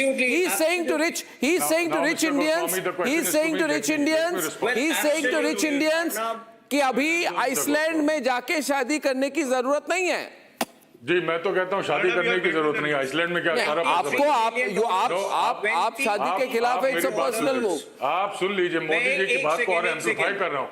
कुछ करने की जरूरत नहीं है. खाना खाने की exaggeration is bad. Faizan, don't reduce debating to a meme, yaar. No. Let me know memes, Mr. Goswami. Mr. Modi is the person who gives the maximum number of content for meme creators. So I don't have to worry there. See, Mr. Goswami, let's start from the beginning. You said UPI, you're talking about UPI. I'm sure you know it was created in the UPA rule in April 2009. So Modi Saab cannot take credit for it. You said that we are a cashless economy, Mr. Goswami. Very unfortunate. Let me bring this to your notice.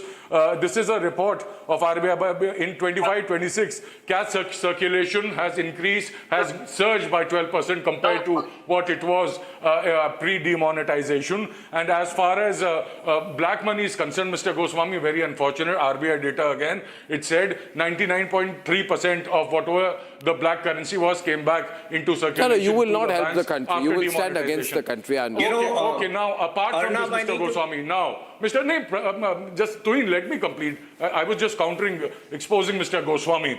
So, uske baad, now as we are talking about the call for austerity, Mr. Goswami, where is the word austerity being used? That you people are using austerity? No, he's making no. To cut down. Mr. Goswami, let me just please, I'll tell you one thing. Bhaiya nahi hai. Now listen to me. Mr. Goswami, don't say bhaiya. Arre sir, let me complete. Mr. Goswami, you will love what I'm going to tell you. Trust me, you will enjoy this. Where is the word austerity being used? Where is the word austerity being used? Has the Prime Minister said कि 5-star hotel में खाना मत खाओ? Has the Prime Minister told you, has the Prime Minister told you, Faizan, to stop using your Mercedes cars? No, sir. The Prime Minister is saying, has the Prime Minister told you to stop using your private planes? The Prime Minister is telling you to stop avoiding foreign goods. Swadeshi. Yes, I tell you. Let me focus.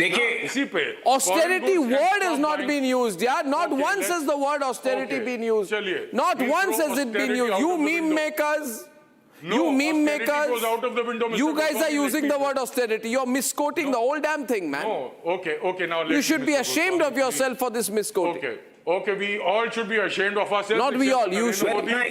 For bringing India to the brink of disaster through his failed economic and foreign policy. Yeah, when you paid Salman Khan to dance at Mulayam Singh Yadav's wedding, which economy were you helping? Mr. Goswami, don't deviate from Mulayam Singh Yadav's birthday, sorry, I correct myself, birthday. Mr. Goswami, this is a very sensitive matter, and somebody of your stature, somebody who would hold the government accountable where it should be done, I'm sure you will give me an uninterrupted time, sir. I urge you, sir, this is for the benefit of the citizens. Let me expose my honorable Prime Minister. First of all, when my Prime Minister says that start using natural methods, avoid fertilizers, first of all, what have you done, sir, to educate the farmers about the process of natural farming? Your R&D of for you the guys are not farming getting it. Is only It's a very selfish attitude. Let me respond to it. Faizan, you can't make your whole speech. Let the BJP counter you. ये क्या मैं 15 minute का speech के बाद will forget where you started? Let Tuin counter you. Tuin, I allow you to come in, please. Tuin. You know, today Faizan is batting for the Congress party. He's giving credit to Congress party for UPI. Fact is, I think he's confused between UPA and UPI. You are confused between, it seems, between UPA and UPI because in 2017, Chidambaram was mocking UPI being given to fruit vendors. He said they are not capable. See, Arnab, you need to realize that while this austerity may be a short-term measure, we also have a long-term measure in place, and therefore allow me to, explain to you the very important policy decision which has been taken by Union Cabinet today, wherein, through coal gasification over the next 4 years, 100 million tons of coal will be gasified, paving the way for a way higher quantity of local LNG, urea and ammonia. All of that will actually aid, will reduce will stop the forex from going out. So, I mean, these people don't understand these things. Can I just come in for a quick clip? No, but just one minute. Arnab, just a quick question to Tuhin. Just a quick question. First of all, Tuhin, can you log in and log out again? Not because I dislike you, because your video froze. Now, question here is. Arnab, just a quick question. Question to you or Tuhin or Suhail, say to anyone. Suhail ji, I respect you a lot. That's why I've taken. Stop prefacing and being nice. Can you just come straight to the point here? I respect you. I like you. I am fond of you. What is all this? ये Republic है, सीधी बात करो. बोलो it makes sense. Gag भी लगा दो. सुहेल जी ने बोला एक solution दीजिए. Chemical fertilizer, the Prime Minister has urged the farmers of this country to reduce the usage of chemical fertilizers. I think we are all understanding the Prime Minister right there. So why is the farmer of this country using chemical fertilizers day in and day out, and why is he using insecticides? Because of the limitations of the crops on which he is being offered MSP. So increase the crops which are coming under MSP. Then that's how you are going to solve this problem of usage of chemical fertilizers. Is on the program. Has the Prime Minister done that? He has not done that. Now just another thing. The Prime Minister is also urged on the program. Fertilizer is an issue that destroyed India. It began 40 years ago. The BJPs, I understand. 40 years ago, we destroyed the and you are talking about fertilizers? You see what Man and his people have done to Punjab. I am on this program. What they've done to the soil. Yeah, 1 minute. Piyush, either you see when you finish, I'm responding. I don't interrupt you. Just one question. What is wrong with your manners? No. When you the only decent Aam Aadmi Party person, you're also behaving like them. You don't have to be. We are all.